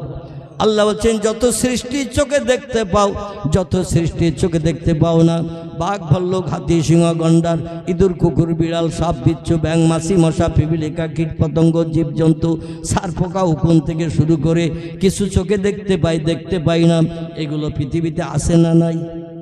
এই পৃথিবী জমিনের উপরে সৃষ্টি বেশি না পানিতে সৃষ্টি বেশি? কথা বলে। এই পৃথিবীতে জমিনে যারা বাস করে এরা সংখ্যায় বেশি না পানিতে বাস করে যারা সংখ্যায় তারা বেশি? আল্লাহর মাথা অত গরম নয়। পৃথিবীতে জমিনের মাটি বেশি না সাগরের পানি বেশি? কথা বলেন। সাগরের পানি বেশি। পূর্বের বিজ্ঞানীরা বলেছিল পৃথিবীর 3 ভাগের 2 ভাগ পানি, 1 ভাগ মাটি। বর্তমান যুগের বিজ্ঞানীরা বলছে ইট ইজ রং। বাপদাদাদের মেশিন ভালো ছিল না, তাই খারাপ মেশিন দিয়ে তত্ত্ব দিয়েছিল ভূগোল বইতে। ইতিহাসে আমরা তত্ত্ব পেয়েছি। এখন ভালো যন্ত্র মেশিন বানিয়ে দেখলাম পৃথিবীর 4 ভাগের 3 ভাগ পানি, 1 ভাগ মাটি। ভবিষ্যৎ জেনারেশন, নাতি নাতকুর যারা আসে, ওরা আগামীতে যন্ত্র মেশিন আরো ভালো বানাবে না, যা এখন বানিয়েছে এই থাকবে। কথা বলে। আগামীতে নাতি নাতকুর যারা আসছে, ভবিষ্যৎ প্রজন্মের বিজ্ঞানী, তারা বর্তমান যুগের মেশিনগুলো সব অকেজ করে দেবে, নতুন নতুন মেশিন বানাবে। কারণ প্রথম মোবাইল মেশিন বেরিয়েছিল যখন এই মাল ছিল কিনা। পরবর্তীতে বিজ্ঞানীরা এখন টাচ মোবাইল বার করে দিয়েছে, একটু লম্বা আর এতটা চওড়া, ওতে একটু আঙুল সওয়ালেই প্রথম অ্যাকশন শুরু হয় না, হয় না। আর এই মোবাইল বার করার কারণে বর্তমান 21 শতাব্দীর যুগে সিনেমা হলগুলো পর্যন্ত অকেজ হয়ে গেছে। যদি বলেন হোয়াট ইজ দ্য ডকুমেন্ট, তাহলে গোটা কয় হলের নাম করব, একটু যেয়ে দেখে এসে আমার কথা একমত হবে। আমাদের বসিরহাট সাব ডিভিশন শহর, এখানে বড় বড় সিনেমা হল ছিল 3টি। একটির নাম জানি, একটির নাম ফাল্গুনি, একটির নাম মিলনী। খোলাপতার ওখানে বাদুড়িয়া রোডে ঢুকতেই বাম দিকে ছিল একটি হল, নাম তার বলাকা। বসিরহাট থেকে বারাসাত রোড মেন রোড দিয়ে গঙ্গা বাজারের ব্যাকের মুখে গেলেই ডান পাশে একটা সিনেমা হল ছিল, নাম ছিল তার তারা। আপনাদের পার্শ্ববর্তী এলাকা ঘটকপুকুর, নিশ্চয়ই আপনারা যাওয়া আসা করেন। পশাখাল পেরিয়ে ওধারে গেলি দুটি সিনেমা হল মুসলমানেরা বানিয়েছিল। একটির নাম হলো এমন করে নূরমহল ছিল না, নূরমহল, নূরমহল। একটির নাম ছিল পাকিজা। রাস্তার ধার দিয়ে গেলেই দেখতে পাওয়া যেত। বর্তমানে এই মোবাইল মেশিন বার হওয়ার কারণে সব হলগুলো অকেজো হয়ে গেছে। হলের মালিকেরা এখন জন ধরে বলছে মাইনে দেব বেশি, খেতে দেব ভালো মন্দ, হাতুড়ি একটা হাতে নে আর গুলুম গাম অ্যাকশন চালা। হাতুড়ি একটা হাতে নে, গুলুম গাম অ্যাকশন চালা, সিনেমা হল ভেঙে ফেল। বলে আপনি কি পাগল টাগল হয়ে গেছেন নাকি? এত কোটি টাকা খরচ করেছেন, এত লাখ খরচ করেছেন, সিনেমা হল বানিয়েছেন, মানুষেরা দেখতে আসতো ছবি, আর এখন ভাঙতে হবে কেন? বলে মোবাইল মেশিন, সিনেমা হল বিজ্ঞানীরা পকেটে ভরে দিয়েছে, যুব সম্প্রদায় নারী পুরুষের পকেটে। হলে আসলে 3-4 ঘন্টা একটা ফিল্ম দেখা যায়, আর পকেটের মোবাইলে হাজার হাজার ফিল্ম ঢুকিয়ে দিয়েছে। ঠিক বলছি না ভুল বলছি? এই ফিল্ম ঢুকিয়ে দেওয়ার কারণে ঘরগুলো এখন সব সিনেমা হলে রূপান্তরিত হয়ে গেছে। তিরমিজি শরীফের হাদিস, আল্লাহর নবী সাল্লাল্লাহু আলাইহি সাল্লাম জানাচ্ছেন, যে ঘরে জীবজন্তুর ফটো ক্যালেন্ডারে টানিয়ে রাখা হয় ওই ঘরটি ইসলাম শরীয়তে নাজায়েজ হারাম হিসাবে সাব্যস্ত হয়। ও ঘরে নামাজ, কালাম, তসবিহ, তাহলিল, জিকির, আজকার, কোরআন তেলাওয়াত আল্লাহর দরবারে কোনোদিন কবুল হবে। শেষের কথাটা বলেন একটু না, এইটাই আমি একটু আপনাদের মুখ দিয়ে শুনতে চাচ্ছি। আমার ভাইরা, যে ঘরে ক্যালেন্ডারে, পিকচারে জীবজন্তুর ফটো, মানুষের ফটো ক্যালেন্ডার কাগজে ছবি করে দেওয়ালে টানিয়ে রাখা হয়, নবী বলছেন ও ঘরটি ইসলাম শরীয়তে নাজায়েজ হারাম সাব্যস্ত হয়। ও ঘরে নামাজ, কালাম, তসবিহ, তাহলিল, কোরআন তেলাওয়াত, জিকির, আজকার, আল্লাহর ইবাদত বন্দেগী কোনোদিন কবুল হবে না। যেখানে ইবাদত কবুল হবে না, সেদিন আল্লাহর কাছে কিছু চাইলে আল্লাহকে বান্দাদের দেবে দেবে। মজুরি না খাটলে যেমন পরিশ্রমের মূল্য পাওয়া যায় না, আল্লাহর ক্ষেত্রে একটু পরিশ্রম করতে হবে, মজুরি খাটতে হবে। তবে জায়গাটা পবিত্র হওয়ার দরকার আছে না নাই? আমার ভাইরা, মোবাইলে সুইচ টিপলেই দেখবেন ঢোল তবলার বাজনি বাজে না, বাজে না। রসুল বলছেন আমি বাজনি হারাম করতে পৃথিবীতে এসেছি। যেখানে ঢোল তবলার বাজনি, সেতারার বাজনি, পিয়ানোর বাজনি, হারমোনিয়ামের বাজনি যেখানে একবার দুবার শুরু হয়ে যায়, ও ঘরটি ইসলাম শরীয়তে নাজায়েজ হারাম হয়। ও ঘরে ইবাদত বন্দেগী, কোরআন তেলাওয়াত কোনোদিন আল্লাহর দরবারে কবুল হবে না। আর আল্লাহর দরবারে আমাদের ইবাদত কবুল হচ্ছে না বলে পৃথিবীতে বর্তমান 250 কোটির উপরে মুসলমান। কত বললাম? 250 কোটির উপরে মুসলমান। এই পৃথিবী আমরা বসবাস করছি 850 কোটি মানুষের ভিতরে। 850 কোটি মানুষ তাম পৃথিবীতে বাস করছে। এর ভিতরে হিন্দু আছে, জৈন আছে, শিখ আছে, বৌদ্ধ আছে, চৈতন্য আছে, ইহুদি আছে, খ্রিস্টান আছে, কোল আছে, ভীল আছে, নাগা আছে, খাসা আছে, মুন্ডা আছে, আর্য আছে, অনার্য আছে, আদিবাসী আছে, সাঁওতালি আছে। সব ধর্মাবলম্বীদের মিলে 4500 উপরে ধর্ম পৃথিবীতে বিদ্যমান। সব ধর্মের অনুসারী আছে না নাই? এই সব ধর্মের অনুসারীদের যে আলাদা আলাদা ভাগ করা হয়, তারা সংখ্যা একেবারে নগণ্য হয়ে যাবে। আর আমরা মুসলমান এই পৃথিবীতে বর্তমান বাস করছি 250 কোটির মতো। কিন্তু আমরা আল্লাহরে ডাকি, আল্লাহ আমাদের ডাকে সাড়া দেয় না, আমাদের সাহায্য করেন না, মুখের দিকে আল্লাহ ফিরেও তাকান না। কারণ আমরা অপদার্থ বান্দি হিসাবে বর্তমান 21 শতাব্দীর যুগে আমরা বিবেচিত হয়ে গেছি। চিল্লায়ে বলুন একটু নাউজুবিল্লাহ। আমি অনুরোধ রাখবো, কবরের যাত্রী আল্লাহ আবার আমাকে একটু চেয়ারে বসিয়েছেন। কম বেশি আপনারা জানেন আমি দীর্ঘ 4 বছর কঠিন রোগে আক্রান্ত ছিলাম। একদিন বাদ একদিন আমাকে কলকাতায় ডায়ালিসিস করতে যেতে হয়েছে। 3.5 বছর একদিন বাদ একদিন বসিরহাট থেকে কলকাতা আসে আর.এন. টেগর হসপিটাল, দেবী শেঠির হসপিটাল, আমার বাড়ি থেকে ওই হসপিটাল পর্যন্ত দূরত্ব 82 কিলোমিটারের মতো রাস্তা। প্রতিদিন 82 কিলোমিটার যেতে হয়েছে, আবার 4 ঘন্টা বেডে শুয়ে ডায়ালিসিসের পরে আবার 82 কিলোমিটার আমাকে ঘরে ফিরতে হয়েছে। আবার একদিন পরে যেতে হয়েছে ডায়ালিসিস করতে কলকাতায়। 1 মাস নয়, 2 মাস নয়, আমার ভাইরা 3.5 বছর কাল এইভাবে আমাকে ডায়ালিসিস করতে হয়েছে। ডাক্তারের সরাসরি মুখে আমি অদম শুনেছি, 1.5 বছরের বেশি কোনো রুগী ডায়ালিসিস টানতে পারে না। ডায়ালিসিস টানতে টানতেই তাদের দম বন্ধ হয়ে যায়, হার্ট অ্যাটাক হয়ে যায়, সেন্সলেস হয়ে মারা যায়। কিন্তু আল্লাহ পাক অধমকে আপনাদের মতো লক্ষ লক্ষ মানুষের সুদোয়া অনেক দোয়ার বাবরকতে 3.5 বছর ডায়ালিসিস চালানোর পরও কলকাতা আর.এন. টেগর হসপিটাল গত 2024 সাল 18 জানুয়ারি আমার পেট একেবারে পাজরে কাটে থেকে নিয়ে কুস্কি পর্যন্ত পুরো ফেড়ে ফেলে দিয়ে 22টার মতো সেলাই আমার এই পেটে দেওয়া আমার ভাইরা। তারপরও আল্লাহ পাক অধমকে হায়াতে বাঁচিয়ে রেখেছেন। গ্রামের 98% মানুষের ধারণা ছিল আমি অধম আর বাঁচব না। মসজিদের মাইকের দিকে কানও নিয়ে থাকতো গ্রামের মানুষ, কখন মাইকে আলোয়াজ হয় মৌলবী মারা গেছে।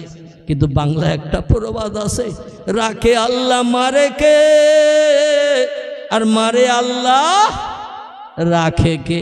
এ প্রবাদ যে বাস্তব 100% সত্য, আল্লাহ অধমকে দিয়ে সেটা দেখিয়ে দিয়েছে। আমি কবরের যাত্রী হয়ে গিয়েছিলাম। বর্তমানে আমার ওজন এখন 59 কেজি, 59.5। আমার ডায়ালিসিস চলতো যখন ওজন হয়ে গিয়েছিল 44, 44.5 কেজি। গায়ে কোনো গোশত মাংস কিছুই ছিল না, হাড়ের গায়ে শুধু চামড়া কভারিং করা ছিল। আমার চেহারাটা কালো বর্ণ হয়ে গিয়েছিল। বসলে পাছায় হাড় ফুটতো, হাড় পাছায় যে মাংস থাকে অল্প অর্ধেক, আমার পাছায় কিছু ছিল না। বসলে বিছানায় হাড় ফুটতো। সেই অধম যাত্রীকে আল্লাহ পাক আবার একটু চেয়ারে বসার সুযোগ দিয়েছেন। আমি অনুরোধ রাখবো আপনাদের কাছে, যতদিন আল্লাহ হায়াত আমাদের বাঁচিয়ে রাখেন, আর লাউখালী হেফজ মাদ্রাসার এই মজলিসে বসে একটু অঙ্গীকার করি, ইচ্ছাকৃত আমরা নামাজ কাজা করব না। একটু সকলে অঙ্গীকার করিনি, ইচ্ছাকৃত নামাজ কাজা করব না। কারণ ইচ্ছাকৃত 1 ওয়াক্ত নামাজ কাজা করলে 80 হব্বা জাহান্নামের আগুনে যদি জ্বলতে হয়, আর 1 হব্বা মানে 2,88,00,000 বছর। তাহলে ক্যালকুলেটর মেশিনে যদি আপনি সংখ্যাটা গুণ করতে থাকেন, সংখ্যাটা লিখতে থাকেন, ওই ক্যালকুলেটর মেশিন কিংবা মোবাইল বড় মেশিন, এ থেকে সংখ্যার জায়গা ধরবে নাকি? জায়গা ধরবে? 2,88,00,000 বছর যদি 1 হব্বা হয়, তাহলে 80 হব্বা একদিনের 1 ওয়াক্ত নামাজ কাজা করলে জাল চলতে হবে। তাহলে জাহান্নামে ঢুকলে আর বার হওয়ার কোনো সুযোগ আছে বলে মনে হয়? একটু মগজে চিন্তা ভাবনা করেন তো দেখি। দৈনন্দিন কত ওয়াক্ত নামাজ ফরজ? কত? 5 ওয়াক্ত নামাজ ফরজ। এই ফরজ হুকুম আল্লাহর দুনিয়ায় বাস করতে গেলে, আল্লাহর নেয়ামত খেতে গেলে, আল্লাহর অনুদান বিবি বাচ্চা নিয়ে সংসার জীবনে সুখ ভোগ করতে গেলে, আল্লাহর জমিনে ঘর বেঁধে থাকতে গেলে মালিকের একটু মান্যতা দিতে হবে না? হবে না? যে আল্লাহ বানিয়েছেন এই পৃথিবীর জমিন, আল্লাহ বলছেন খলাকাস সামাওয়াতি ওয়াল আরদ, আকাশ বানিয়েছি আমি, জমিনও বানিয়েছি আমি। আমার জমিনে বাস করবে আর আমার হুকুম শুনবে না, মালিকের কথা শুনবে না, তোমার মতো গোলামের আমার জমিনে থাকতে দেব না। আল্লাহ তাই কোরআনের 27 পারা সূরা রহমানে রাগান্বিত হয়ে একটু অনুতপ্ত হয়ে তত্ত্বকট করে দিলেন, বিসমিল্লাহির রহমানির রহিম, ইয়া মাশারাল জিন্নি ওয়াল ইনসি ইনিস্তাতাতুম মিন আকতারিস সামাওয়াতি ওয়াল আরদ ফানফুযু লা তানফুযুনা ইল্লা বিসুলতান। জোরে বলুন আল্লাহু আকবার। এই দ্বিতীয় রুকুতে আসে না নেই আয়াতটাই? সূরা রহমানের 2য় রুকু। আল্লাহ পাক বলছেন, ও দুনিয়ার জিন ইনসান সৃষ্টির শ্রেষ্ঠ 2টি জাতি, দুটি জাতি আল্লাহ পৃথিবীতে শ্রেষ্ঠ করে পাঠিয়েছেন। একটি হলো আগুন দিয়ে বানানো জিন, একটি হলো কাদামাটি দিয়ে বানানো মানুষ। আবার এই দুটি জাতির ভিতরে কারা সেরা আল্লাহ কোরআনে সূরা 3 তথ্যকট করে দিলেন। লাকাদ খালাকনাল ইনসানা ফি আহসানি তাকবীর। যত সৃষ্টি চোখে দেখছ, যত সৃষ্টি চোখে দেখতে পাও না, সমস্ত সৃষ্টির ভিতরে আমি মানুষকে সেরা করে বানিয়েছি। জোরে বলুন একটু আল্লাহু আকবার, আর একটু জোরে বলুন আল্লাহু আকবার। তাহলে আমরা হলাম সৃষ্টির সেরা। তত সময় পর্যন্ত আমরা সেরা হব না যত সময় পর্যন্ত কোরআনের ইন্ট্রোডাকশন, সূচনা শুরু থেকে নিয়ে শেষ পর্যন্ত কোরআনের কথাগুলোকে মান্যতা দেব না। কোরআনের টোটাল কথাগুলোকে যদি আমরা মান্যতা দিই, আল্লাহ আমাদের জন্য গাইড বুক, জীবন বিধান করে কোরআন পাঠিয়ে দিয়েছেন। পৃথিবীতে কোরআন ছাড়ার যত ধর্মগ্রন্থ আছে, কোনো ধর্মগ্রন্থ বর্তমান 21 শতাব্দীর যুগে গাইড বুক হিসাবে একে বিবেচিত আছে? নাই নাই নাই। কারবার নাম বেদ, কারবার নাম পুরাণ, কারবার নাম গীতা, কারবার নাম ভগবত, কারবার নাম রামায়ণ, কারবার নাম মহাভারত, কারবার নাম গ্রন্থ সাহেব, কারবার নাম জেন্দাবস্তা, কারবার নাম মনুসংহিতা, কারবার নাম উপনিষদ, কারবার নাম তৌরিদ, কারবার নাম জব্বুর, কারবার নাম ইনজিল। যত ধর্মগ্রন্থ দেখতে পাই, কোনো ধর্মগ্রন্থ এই 21 শতাব্দীর যুগের আখির জামানার নবীর উম্মতের জন্য কোনো ধর্মগ্রন্থ গাইড বুক, জীবন বিধান নয়। একটাই মাত্র গাইড বুক, জীবন বিধান আল্লাহ লৌহে মাহফুজে সংরক্ষণ করে রেখেছিলেন আদম নবীর জমানার আগে, শীষ নবীর জমানার আগে, এমন করে নূহ নবীর জমানার আগে, ইব্রাহিম নবী, ইসমাইল নবী, ইসাক নবী, ইয়াকুব নবী, ইউসুফ নবী, যত পয়গম্বর পৃথিবীতে এসেছেন ও সময় লৌহে মাহফুজে কোরআন ছিল না? ছিল না? ছিল না? ছিল না? কোরআন সংরক্ষিত ছিল, কিন্তু আল্লাহ কোন নবীর উম্মতির জন্য কোরআন পৃথিবীতে নাজিল করেন নাই, পাঠান নাই। কেবল কোরআন রেখে দিয়েছিলেন আমাদের জন্য। জোরে বলুন একটু সুবহানাল্লাহ। সেই কোরআনে আল্লাহ বলছেন, ফানকিহু মা তাবা লাকুম মিনান নিসা মাসনা সুলাসা ওয়া রুবা ফাইন খিফতুম আল্লাহ তাদিলু ফাওয়াহিদাতান আল আখির। চিল্লাই বলুন একটু আল্লাহু আকবার। বাঘেরা বিয়ে করে, একটু কথা বলতে হবে। বাঘেরা বিয়ে করে, ভল্লুক বিয়ে করে, হাতি বিয়ে করে, কুকুর বিয়ে করে, গরু বিয়ে করে, ছাগল বিয়ে করে, হাঁস বিয়ে করে, মুরগি বিয়ে করে, ইঁদুর বিয়ে করে। কোন সৃষ্টি এই পৃথিবীতে জীবন যৌবনের ক্ষুধা নিবৃত্তির জন্য বিয়ের পিড়িতে বসে না। খুব ভালো করে শুনবেন, কোন সৃষ্টি আল্লাহ পৃথিবীর সৌন্দর্য শ্রীবৃদ্ধির জন্য সৃষ্টি পাঠিয়েছিলেন 18,000। কথা বললাম, পৃথিবীর সৌন্দর্য শ্রীবৃদ্ধির জন্য, সুন্দর দর্শনীয় করে দেখানোর জন্য আল্লাহ পাক সৃষ্টি পাঠিয়েছিলেন 18,000। তফসিরে রুহুল বায়ান, তফসিরে মাওজিহুল কোরআন, তফসিরে বায়নুল কোরআন, তফসিরে বাইজাবি, তফসিরে কাশাফ, তফসিরে জালালুল কোরআন, তফসিরে মারিফুল কোরআন, তফসিরে ইবনে কাসির। এতগুলো তফসিরের কিতাবের ভিতরে লেখকেরা একমত হয়ে লিখেছেন আল্লাহ পাক দুনিয়ার সৌন্দর্য শ্রীবৃদ্ধির জন্য, দেখতে দর্শনীয় করার জন্য সৃষ্টি পাঠিয়েছেন 18,000। বর্তমান 21 শতাব্দীর প্রযুক্তি যুগের বিজ্ঞানীরা স্যাটেলাইট নামক যন্ত্র বানিয়েছে, আইগ্লাস তীক্ষ্ণ লাইট বানিয়েছেন বিজ্ঞানীরা, দূরবীক্ষণ যন্ত্র। দূরের জিনিস যেগুলো কাছে দেখতে পাওয়া না যায়, চোখে দূরবীক্ষণ যন্ত্র লাগিয়ে দূরের গুঁড়ো ক্ষুদ্র জিনিসটা কাছের কাছে বড় করে দেখার সুযোগ করে দিয়ে দিয়েছে। আটলান্টিক মহাসাগরের পানির উপরে স্যাটেলাইট মেরেছে তীক্ষ্ণ আলোর লাইট, আর 14,500 ফুট পানি ভেদ করে সাগরের তলায় কি আছে তাও বিজ্ঞানীরা মানুষকে এখন দেখিয়ে দিচ্ছে। জোরে বলুন একটু মারহাবা।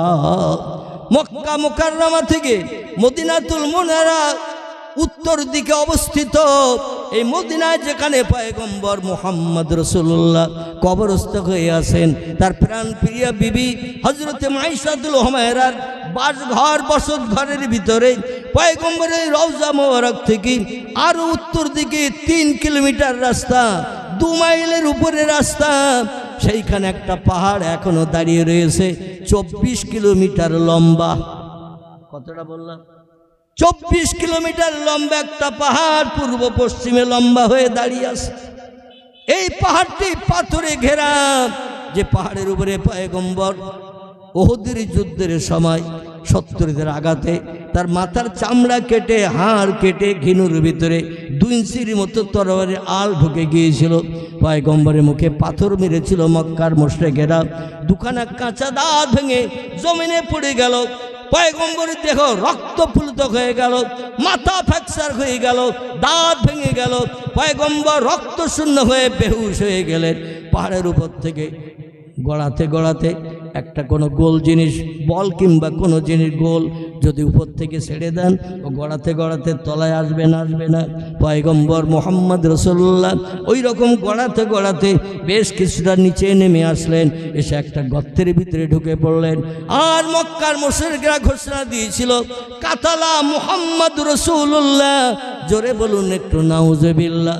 সারা মক্কার মানুষ ঘোষণা দিল, মুহাম্মদ মার্ডার হয়ে গেছে, মুহাম্মদ দুনিয়া থেকে বিদায় হয়ে গেছে। আমাদের ধর্মের বিরুদ্ধে আর কোনো মন্তব্য মুহাম্মাদের মুখে শুনতে হবে না। আল্লাহ পাক ডেকে বলছেন, মক্কার মুশরিকেরা আমার হাবিবকে এখন বিদায় করালে কিয়ামত পর্যন্ত ইসলাম পৃথিবীতে প্রতিষ্ঠিত থাকবে না। এজন্য আমি আল্লাহ পাক ফেরেশতাদের মাধ্যম দিয়ে আমার হাবিবকে শুশ্রূষা দেব। জোরে বলুন একটু সুবহানাল্লাহ। এই পাহাড়টির নাম ওহদ। ওহদ পাহাড়ের নামকরণ করে যুদ্ধের নামকরণ করা হয়েছে ওহদের যুদ্ধ। এই পাহাড়টি 24 কিলোমিটার লম্বা। বিশ্ব নবীর জামানায় আল্লাহ নবীকে আল্লাহ ডেকে বলছেন, আমার হাবিব মক্কায় ছিলেন একরকম, আপনজন আত্মীয় স্বজন চাচা দাদারা আপনাকে সাহারা দিত, মহব্বত করত, ভালোবাসত। কিন্তু মদিনায় চলে এসেছেন, পাড়া প্রতিবেশী আপনজনকে সব ফেলে রেখে আমার হুকুম তামিল করে মদিনায় চলে এসেছেন। আর মদিনায় আসার পর যুদ্ধের মাঠে যে সমস্ত ব্যক্তিরা শহীদ বরণ করে তাদের বিবিদের বাচ্চাদের বিধবা এতিম বানিয়ে রেখেছে, ওই বিধবা নারীরা আপনার কাছে যে চোখের পানি ফেলে কেঁদে কেঁদে দুঃখ জানায়, আপনি অভাগা নারীদের চোখের পানি সহ্য করতে পারেন না। ইয়া রাসূলুল্লাহ, এই জন্য অভাগা নারীদের মনোবাঞ্ছা পূর্ণের জন্য, চোখের পানি মোচনের জন্য একাধিক কর্মে আপনি 11 মতান্তরে 13টি বিয়ে করতে বাধ্য হয়ে পড়েছেন। নবীজির স্ত্রীর সংখ্যা কেউ বলেছেন 11, কেউ বলেছেন 13 যারা বলেছেন 2 জন বাড়ির চাকরানি ঝি ছিল, একজনের নাম জওয়ারিয়া, একজনের নাম হযরতে মারিয়া। এরা একদিন কান্না শুরু করেছে, 2 জনে এক জায়গায় বসে আলাপ আলোচনা করে আল্লাহ নবীর সামনে কান্না শুরু করেছেন। রসুল বলছেন, মা আপুকে ইউহান্নেসা, এ বাড়ির চাকরানি ঝি, তোমরা 2 জনে একসঙ্গে মিলে কেন কাঁদছো?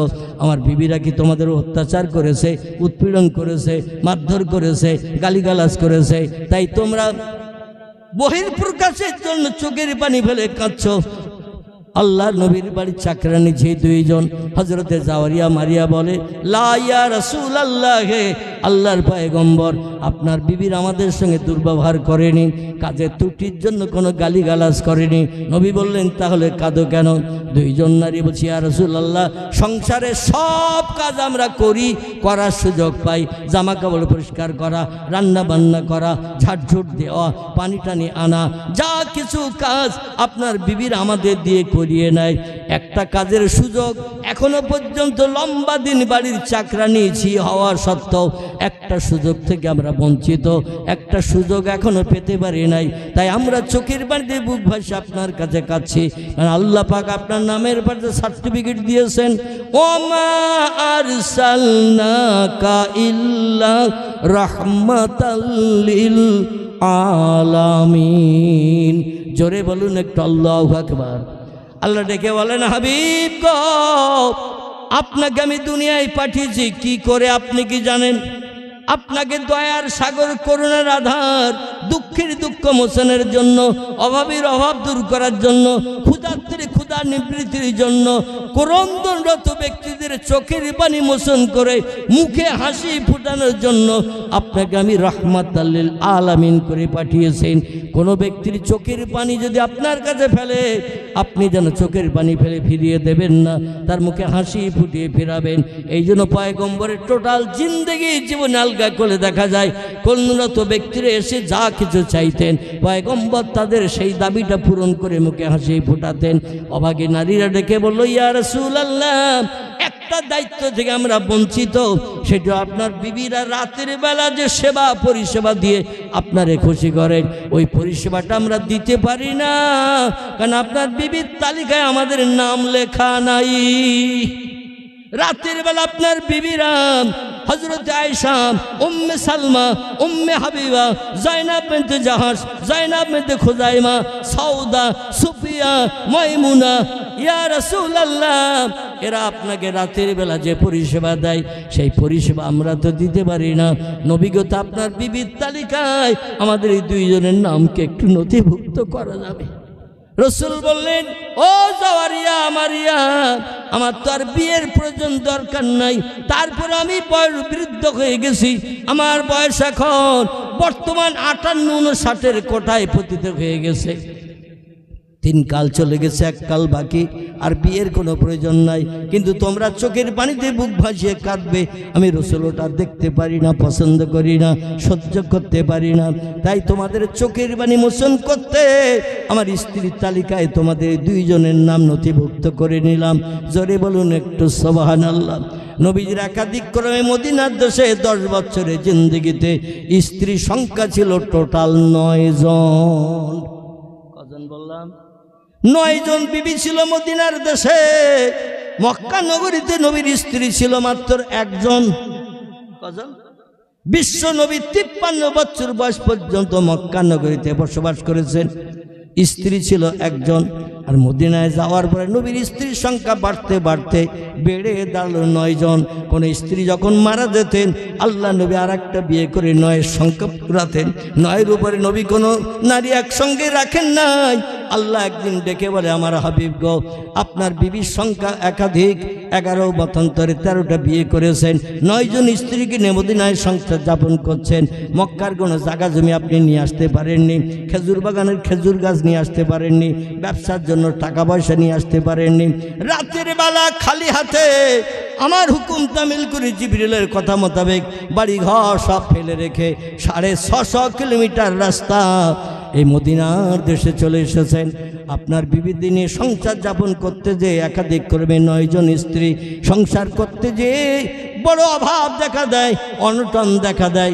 কোনোদিন দুপুরে রান্না হয়, রাতের বেলা খাবার জোটে না, কোনোদিন রাতের বেলা সামান্য কিছু রান্না হয়, সকালে দুপুরে কোনো খাবার জোটে না। এইভাবে আপনি না খেয়ে অনাহারা থাকবেন, বিবিদের অনাহারা রাখবেন, আর আমার দিনের কাজ মদিনার দেশে করবেন। আমি আল্লাহ বড় কষ্ট পাই, দুঃখ পাই। হাবিব গো, আপনার মদিনার দেশের জিন্দেগি আমি দুঃখের কাটাতে চাই না। ও আমার হাবিব গো, এই মদিনার নামকরণ আমি তো করেছি। এ দেশের পূর্ব নাম ছিল ইয়াসরিব। কি নাম? এই দেশের পূর্ব নাম ছিল ইয়াসরিব। মক্কা থেকে হিজরত করে যখন মদিনায় এসেছেন, এই দেশের নাম আমি পাল্টে দিয়ে দিয়েছি আল মদিনাতুল মুনওয়ারা। মদিনাতুল মুনওয়ারা শব্দের বাংলা অর্থ হলো শান্তির দেশ, খুশির দেশ, আরামের দেশ। আরে আরামের দেশ বানানোর পর আপনার সংসার অচল হবে, খাওয়া দাওয়া হবে না, অনাহারা থাকবেন, বিবিদের কাপড় চোপড় দিতে পারবেন না। আমি আল্লাহ ওটা পছন্দ করি না। আমার মদিনার নামকরণটা সার্থকতা হচ্ছে না। এই জন্য আমি আপনার একটা হুকুম করছি হাবিব, এ আমার হাবিব একটি হুকুম করছি। আল্লাহর পয়গম্বর বলে, ইয়া রব্বি, কি আপনি বলছেন বলুন।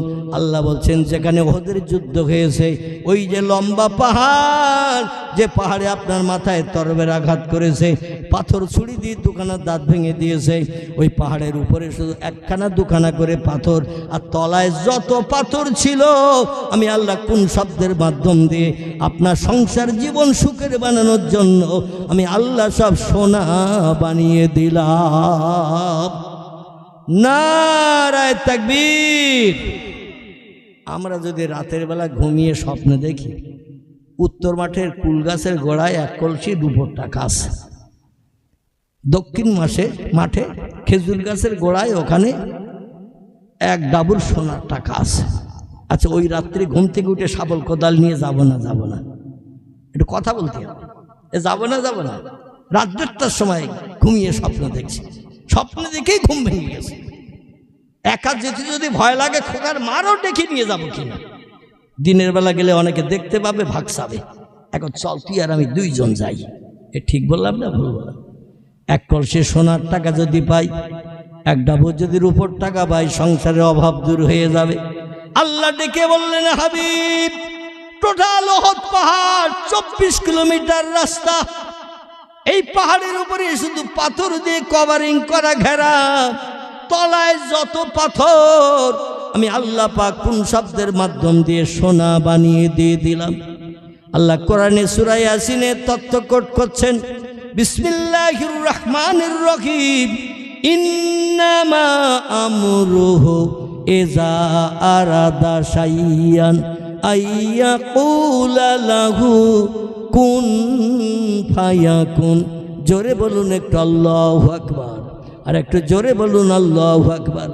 আল্লাহ বলছে, আমি তোমাদের এমন একজন প্রভু, যখন কোনো বিষয়ে কোনো হুকুম করি, এজা আরাদা শাইয়ান, কোনো কিছু তৈরি করার পরিকল্পনা ইচ্ছা প্রকাশ করি, আইয়াকুল আলাহু, আমার জবান দিয়ে শুধু একটু বলি কুন, হয়ে যা, ফায়াকুন, সঙ্গে সঙ্গে যেটা হতে বলি সেটা হয়ে যায়।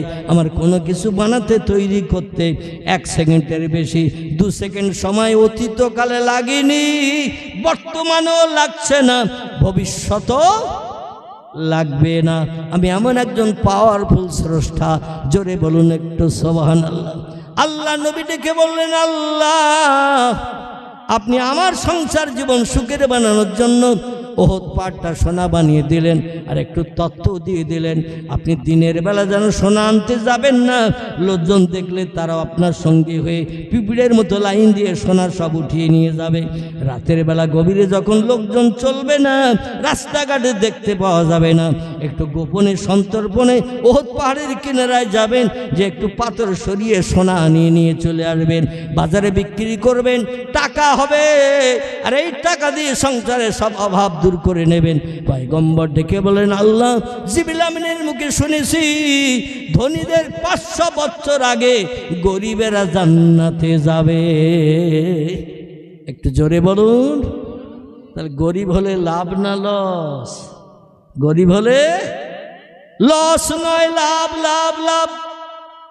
ধনীরাও মসজিদে ইবাদত করে, রমজানে রোজা রাখে, দান সাদকা খয়রাত করে, কোরআন তেলাওয়াত করে, জিকির আজগার করে, কিন্তু ধনীদের হাসরের মাঠে আল্লাহ দাঁড় করিয়ে রাখবেন 500 বছর। আর গরিবেরা কবর থেকে হাসরে গেলে আল্লাহ তাদের প্রথম জান্নাত হালাল বানিয়ে দেবেন। বলবেন, দুনিয়ায় ভালো মন্দ খেতে পারিসনি, ভালো জামা কাপড় পরতে পারিসনি, ভালো আরামের বিছানায় শুতে পারিসনি, তবু আমার ইবাদত বন্দেগী ভুলিসনি রে বান্দা, আমার ইবাদত ভুলিসনি।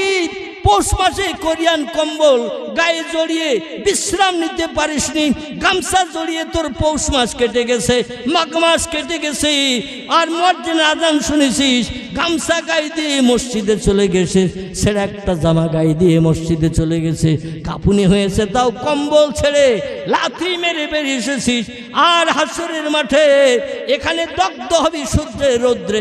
আমি আল্লাহ ওটা পছন্দ করি না। এই জন্য তোদের আমি আল্লাহ দুনিয়ায় পরিশ্রমের কারণে, দুনিয়ায় কষ্ট করে আমার ইবাদতের কারণে আমি ধনীদের 50 নয় 500 বছর আগে তোদের জান্নাত হালাল বানিয়ে দিলাম। জান্নাতের ভিতরে ঢুকে যা, ভালো মন্দ নেয়ামত খা, খেয়ে খেয়ে কলিজা ঠান্ডা কর। ধনীরা যখন জান্নাতে যাবে হিসাব নিকাশ পরে, যে দেখবে সলিমউদ্দিন চাচা গরিব মানুষ, কুড়িয়ে ঘর, সে তো জান্নাতে ঘুরঘুর করে ঘুরছে। আব্দুল করিম ভাই যে ভিক্ষা টিক্কা করতো, সেও তো ঘুরে ঘুরে বেড়াচ্ছে। বলে, কি খবর ভাই? বলছে, আপনারা কোথায় ছিলেন? বলে, এতদিন হাসরের মাঠে ছিলাম। বলে, কবে এসেছেন? আজই এসেছে। বলে, আজকে এসেছেন? বলে, আমরা তো 500 বছর আগে এসেছি। বলে, মালটা আর আছে কিছুটা, সব খেয়ে ফেলেছিস? 500 বছর খাচ্ছিস তোরা, আছে আর কিছু আমাদের জন্য? জান্নাতের গরিব মানুষরা বলবে, নাম নামি আখি, আল্লাহর কাছ থেকে যে ফলটা পারি, সঙ্গে সঙ্গে সেখানে আবার একটা ফল তৈরি হয়ে যায়। আর জান্নাতের হুর গেলেমান কান্না হুন্না ইয়াকুতু আল মারজান ফি হিন্না খয়রাতুন হিসান হুরুম মাকসুরাতুন ফিল খিয়াম। জোরে বলুন একটু আল্লাহু আকবার। আল্লাহ বলছেন রূপবতী যুবরী অস্পরা সুন্দরী হুরগেলেমান জান্নাতি ভিতরে বানিয়ে রেখেছি বেটা ছেলেদের পরিষেবা দেওয়ার জন্য।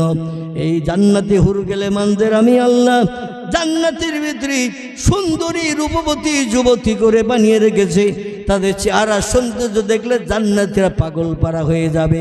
এক একটা যুবতী হুরগেলেমানকে আমি আল্লাহ পাক 18 বছরের যুবতী বানিয়ে রাখবো। কোটি কোটি বছর ধরে 1 কোটি বছর পরে ওই নারীর দিকে তাকালে 19 বছরের চেহারা দেখতে পাবেন না। আবার 50 লক্ষ বছর পরে ওই মেয়েটির দিকে তাকালে আপনি 15 বছরের মেয়ের মতো দেখতে পাবেন না। 18 বছরের সুন্দরী যুবতী হুর আল্লাহ জান্নাতের ভিতরে একই কোয়ালিটির একই বয়সের বানিয়ে রেখে দিয়ে দেবেন। শুধু তাই নয়, এক একটা বেটা ছেলের পরিষেবা দেওয়ার জন্য তিরমিজি আবু দাউদ শরীফের হাদিস আল্লাহ নবী বলছেন 70টা করে যুবতী হুরগেলেমান এক একটা বেটা ছেলের জন্য বরাদ্দ করা হবে। একটু জোরে বলুন। তা দুনিয়ার স্ত্রী প্রেমে আসক্ত হয়ে পরকাল ভোলা উচিত হবে তো নাকি? ঠিক হবে তো নাকি? দুনিয়ার নারীর প্রেম আসক্ত হয়ে যুবক ভাইরা মোবাইলে শুধু একটু টাচ করলেই বেরিয়ে যাচ্ছে অবৈধ প্রেমিকা। আল্লাহ বলেন ও দুনিয়ার মানুষ, সৃষ্টির শ্রেষ্ঠ তোমরা, তোমাদের জন্য গাইড বুক জীবন বিধান দিলাম। ফানকেহু তোমরা নেকাহ করো, বিবাহ করো। মা তো আবালাকুম মিনান নিসা, যে মেয়েটা তোমার নজরে পছন্দ হবে, তোমার নজরে চয়েস হবে, তোমার নজরে ভালো দেখাবে, সেই মেয়েটাকে জীবন সঙ্গিনী বানাও বিবাহের মাধ্যম দিয়ে। বিবাহ ছাড়া কোনো মেয়ের দিকে তুমি তাকাতে পারবে না, তাকালে তোমার চোখের জেনা হবে। কোনো মেয়ের সঙ্গে টেলিফোনে যদি কথা বলো ঘন্টার পরে ঘন্টা জবানের জেনা হয়ে যাবে। কোনো মেয়ের হাতে যদি ফুচকা বাদাম ভাজা জল শুভলক্ষ্মী রাস্তায় এসে তুলে দাও, তোমার হাত নাপাক হয়ে যাবে। কোনো মেয়ে যদি রাতের বেলা ফোন করে রাত 10:30 11টার সময়, আমি তেঁতুল তলায় আসি, বটতলায় আসি, একটু দেখা করে যাও, বাড়িতে অশান্তি চলছে, বাপ মা তোমার সঙ্গে বিয়ে দিতে চাইছে না, এখন হাইজাকে উড়ে যাবো কিনা তোমার সঙ্গে আলোচনা করব। বটতলায় এসো, তেঁতুল তলায় এসো।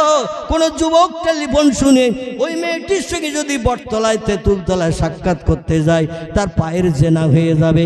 আল্লাহ বলছেন এই নোংরা মাখানো পা, নোংরা মাখানো চোখ, নোংরা মাখানো ঠোঁট, নোংরা মাখানো হাত আমার জান্নাতে কোনোদিন ঢুকবে না, ঢুকবে না, ঢুকবে না। আমার জান্নাত হলো পবিত্র জায়গা, সেখানে কোনো পেশাব ঘর নাই, পায়খানা ঘর নাই, এমনকি ময়লা ফেলার কোনো ডাস্টবিন পর্যন্ত জান্নাতের ভিতরে নাই। আমার জান্নাতে যদি সুখভোগ করতে চাও পবিত্র হয়ে আসতে হবে। মদ খেলে হবে না, সুদের ব্যবসা করলে হবে না, সিনেমা যাত্রায় গেলে হবে না, অবৈধ মেয়েদের নিয়ে দীঘার সমুদ্র সৈকতে যে সাগরের ঢেউ দেখে রাতের বেলা লজ ভাড়া করে 3 দিন থেকে বাড়ি আসলে হবে না। ছেলে মেয়েরা যায় দীঘার সমুদ্র সৈকত দেখতে, মুকুটমণিপুর দেখতে, এমন করে বিভিন্ন জায়গায় ট্যুর করতে যায়, দার্জিলিং দেখতে যায়। ট্যুর করতে বেড়াতে গেছে মনের মানুষকে সাথে করে নিয়ে আমার ভাড়া দিনের বেলা ঘোরাফেরা করলো, রাতের বেলা এক বিল্ডিং ভাড়া করে নিয়ে ঘর ভাড়া করে রাতের বেলা 3 দিন থাকলো।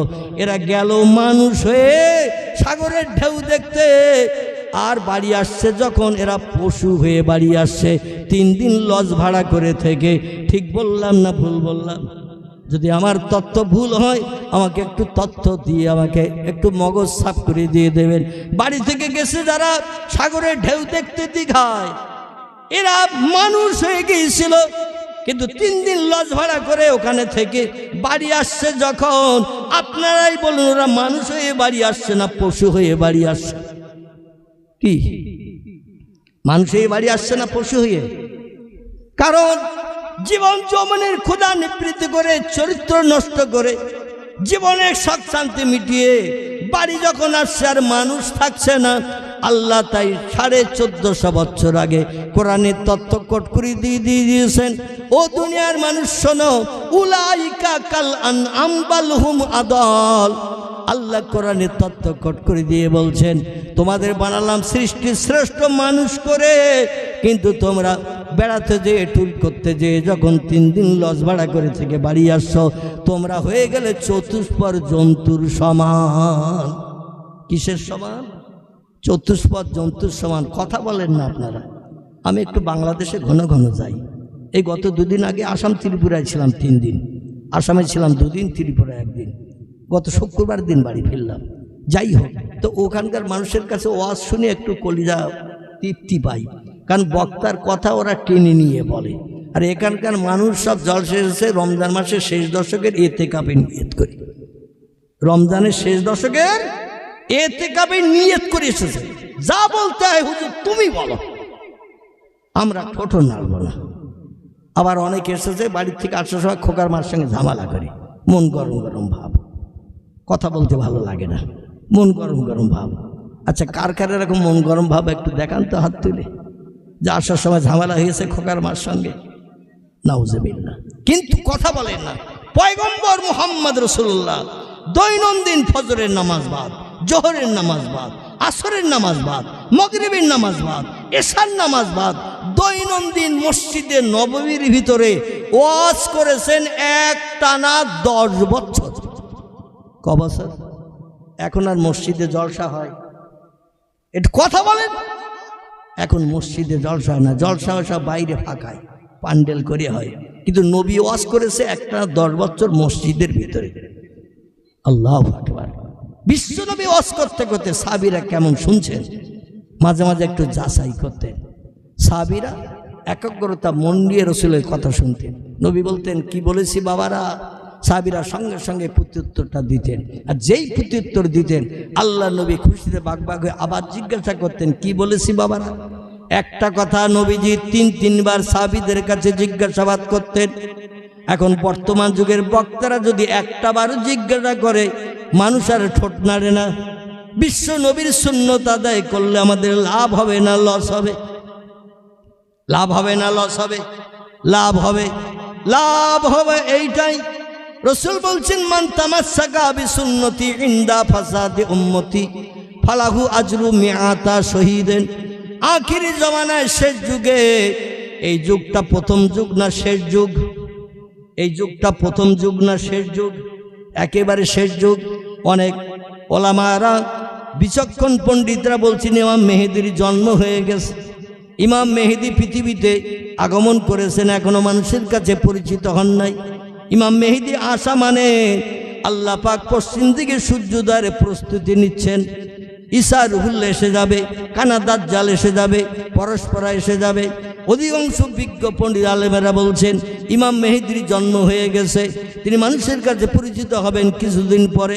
এই যুগটাই সময় সম্পর্কে নবীজি 1450 বছর আগে বলেছেন আখিরি জমানার শেষ যুগে মানুষ আমার একটা সুন্নত যদি জিন্দা রেখে হাটে মাঠে রাস্তাঘাটে পথে জামার বাড়ি শ্বশুর বাড়ি যেখানে যায় আমার একটা সুন্নত চালু রেখে যদি যায়, একটা সুন্নত জিন্দা রেখে যদি যায়, আল্লাহ পাক খুশি সন্তুষ্ট হয়ে যায়।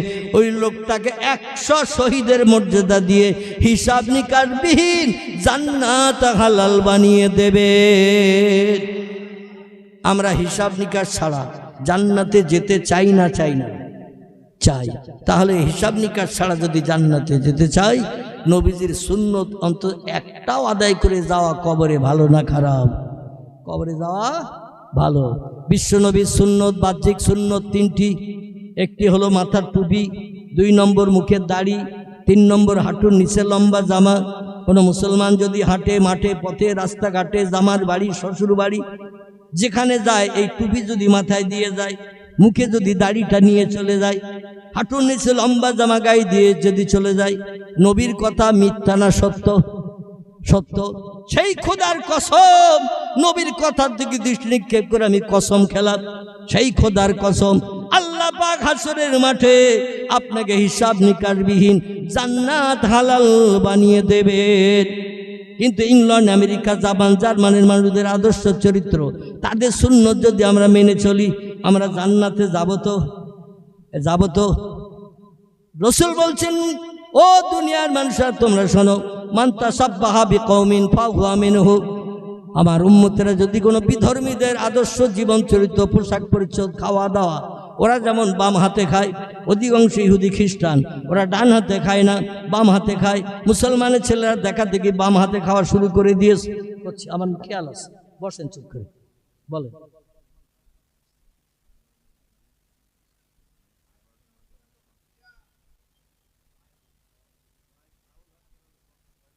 আচ্ছা,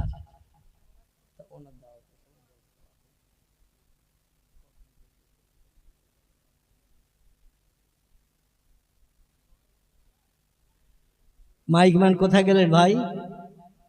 মাইকের আওয়াজ একটু বাড়িয়ে দেন, আস্তে আস্তে ভোল্টেজ লো হয়ে আসছে। একটু মহব্বতে কলেমার জিকির লা ইলাহা ইল্লাল্লাহ, লা ইলাহা, লা ইলাহা ইল্লাল্লাহ মুহাম্মাদুর রাসূলুল্লাহ। কলেমা সঙ্গের সাথী, কলেমা হবে গোরের বাতি, তাই পড়ো কলেমা দিবারাতি, কলেমা ছাড়া নাই কো গতি। বলো লা ইলাহা ইল্লাল্লাহ, লা ইলাহা ইল্লাল্লাহ, লা ইলাহা ইল্লাল্লাহ মুহাম্মাদুর রাসূলুল্লাহ। সংক্ষেপ কথা আমি সের সংক্ষেপের দিকে নিয়ে আসি। আমার ভাইরা, পৃথিবীর বিজ্ঞানীরা যেটা করতে পারে না, আল্লাহ সেটা এখনো করতে পারেন কি পারেন না? বর্তমান প্রযুক্তির বিজ্ঞানীরা বলছেন আল্লাহ বুড়ো হয়ে গেছে। জোরে বলুন একটু নাউজুবিল্লাহ। আল্লাহ আর পারবে না, তাই তারা বলছে আমরা অ্যাটম বোমা বানিয়েছি, হাইড্রোজেন বোমা বানিয়েছি, রাসায়নিক জৈব বোমা বানিয়েছি, পাতাল রেল বানিয়েছি, স্পুটনিক অ্যাপোলো বানিয়েছি। আল্লাহ আমাদের শক্তির সঙ্গে পাল্লা দিতে পারবে না। আল্লাহ ডেকে বলছেন, ও আমার বিজ্ঞান দর্শন বান্দারা তোমরা শোনো, আমি আল্লাহ তোমাদের শক্তি ক্ষমতার সঙ্গে পাল্লা দিতে পারবো কি পারবো না? আমার কোরআন শরীফটা একটু চোখ আলগা করে দেখো। 1450 বছর আগে আল্লাহ কোরআনের তথ্য কোট করে দিয়ে দিয়েছেন, তুলিজুল লাইলা ফিন নাহারে ওয়া তুলিজুন নাহারা ফিল লাইল ওয়া তুখরিজুল হাইয়া মিনাল মাইয়াতি ওয়া তুখরিজুল মাইয়াতা মিনাল হাইয়্যি ওয়া তারযুকু মান তাশাউ বিগাইরি হিসাব। জোরে বলুন একটু আল্লাহু আকবার। আল্লাহ বলছেন, দুনিয়ার বিজ্ঞানীরা 1 মাস 2 মাস 3 মাস 1 বছর 2 বছর 3 বছর 10 বছর 100 বছর আমি আল্লাহ সময় দিলাম না। আমি কোরআনের 3টে জিনিসের কথা লিপিবদ্ধ করে দিলাম 1450 বছর আগে। সময় দিলাম তোমাদের। আমার শক্তি কম কি তোমাদের শক্তি কম? আমার শক্তি বেশি কি তোমাদের শক্তি বেশি? একটু আমার সমতুল্য তোমরা হও, তাহলে বুঝবো তোমাদের শক্তি আমার শক্তি 50-50 সমান সমান। তোমরা একটু 3টি কাজ আমার মতো করো। একটি হলো তুলিজুল লাইলা ফিন নাহার, আমি রাতের বেলা দিন করি, দিনের বেলা রাত করি। তোমাদের সময় দিলাম কিয়ামত পর্যন্ত। রাতের বেলা একটু দিন করে দেখাও, দিনের বেলা একটু রাত করে দেখাও। বর্তমান প্রযুক্তির যুগের বিজ্ঞানীরা পারবে নাকি? আল্লাহ বলছেন, অতুখরিজুল হাইয়া মিনাল মাইয়াতে অতুখরিজুল মাইয়াতা মিনাল হাইয়ে। আল্লাহ বলছেন, আমি মরাকে জিন্দা করি, আবার জিন্দার আমি এক মুহূর্তে মারি। দুনিয়ার বিজ্ঞান দার্শনিক ইঞ্জিনিয়ারদের ডাক দেন, দিয়ে বলে এই লোকটা মারা গেছে 5 মিনিট, মারা গেছে 3 মিনিট। আপনার ওষুধ প্রয়োগ করলে হয় করুন, ইনজেকশন দিলে হয় দিন। এই মরা লোকটারে 5 মিনিট আগে মারা গেছে, জিন্দা করে দিন। পারবে? বিজ্ঞান মরা লোক জিন্দা করে দিতে পারবে? আবার জিন্দাকে কথা বলে পৃথিবীর মানুষ কোনো মানুষকে মারতে পারবে নাকি? আল্লাহ যত সময় আজরাইল কারো কাছে না পাঠাবেন, ওই লোকটির প্রাণ নাশ হবে।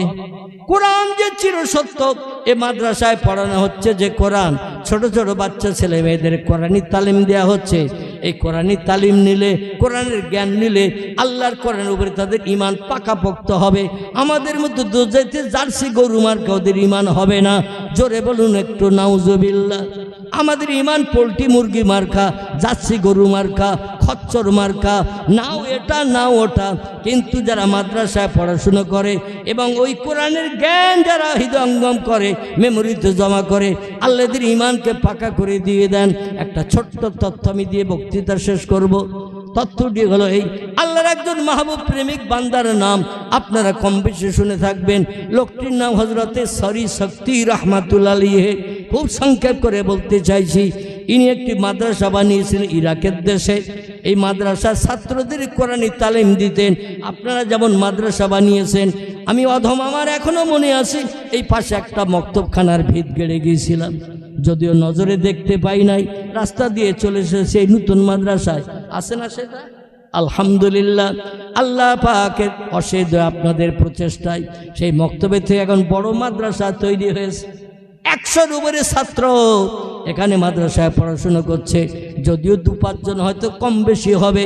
হযরত সরিশক্তি রহমাতুল্লাহ আলাইহি কোরআনের হাফেজ বানানোর জন্য ছেলেদের ভর্তি নিয়ে কোরআনি তালিম দিচ্ছেন।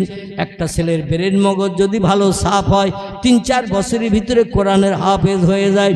যাদের ব্রেন মগজ একটু লো পাওয়ারের হয়, তাদের 5-6 বছরের উপরে সময় লেগে যায়।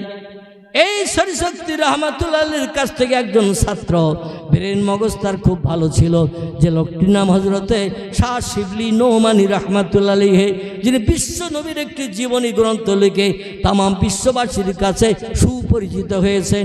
বইটির নাম হলো সিরাতুন নবী। কি নাম বললাম? বিশ্ব নবীর জীবনী গ্রন্থ, নাম হলো তার সিরাতুন নবী।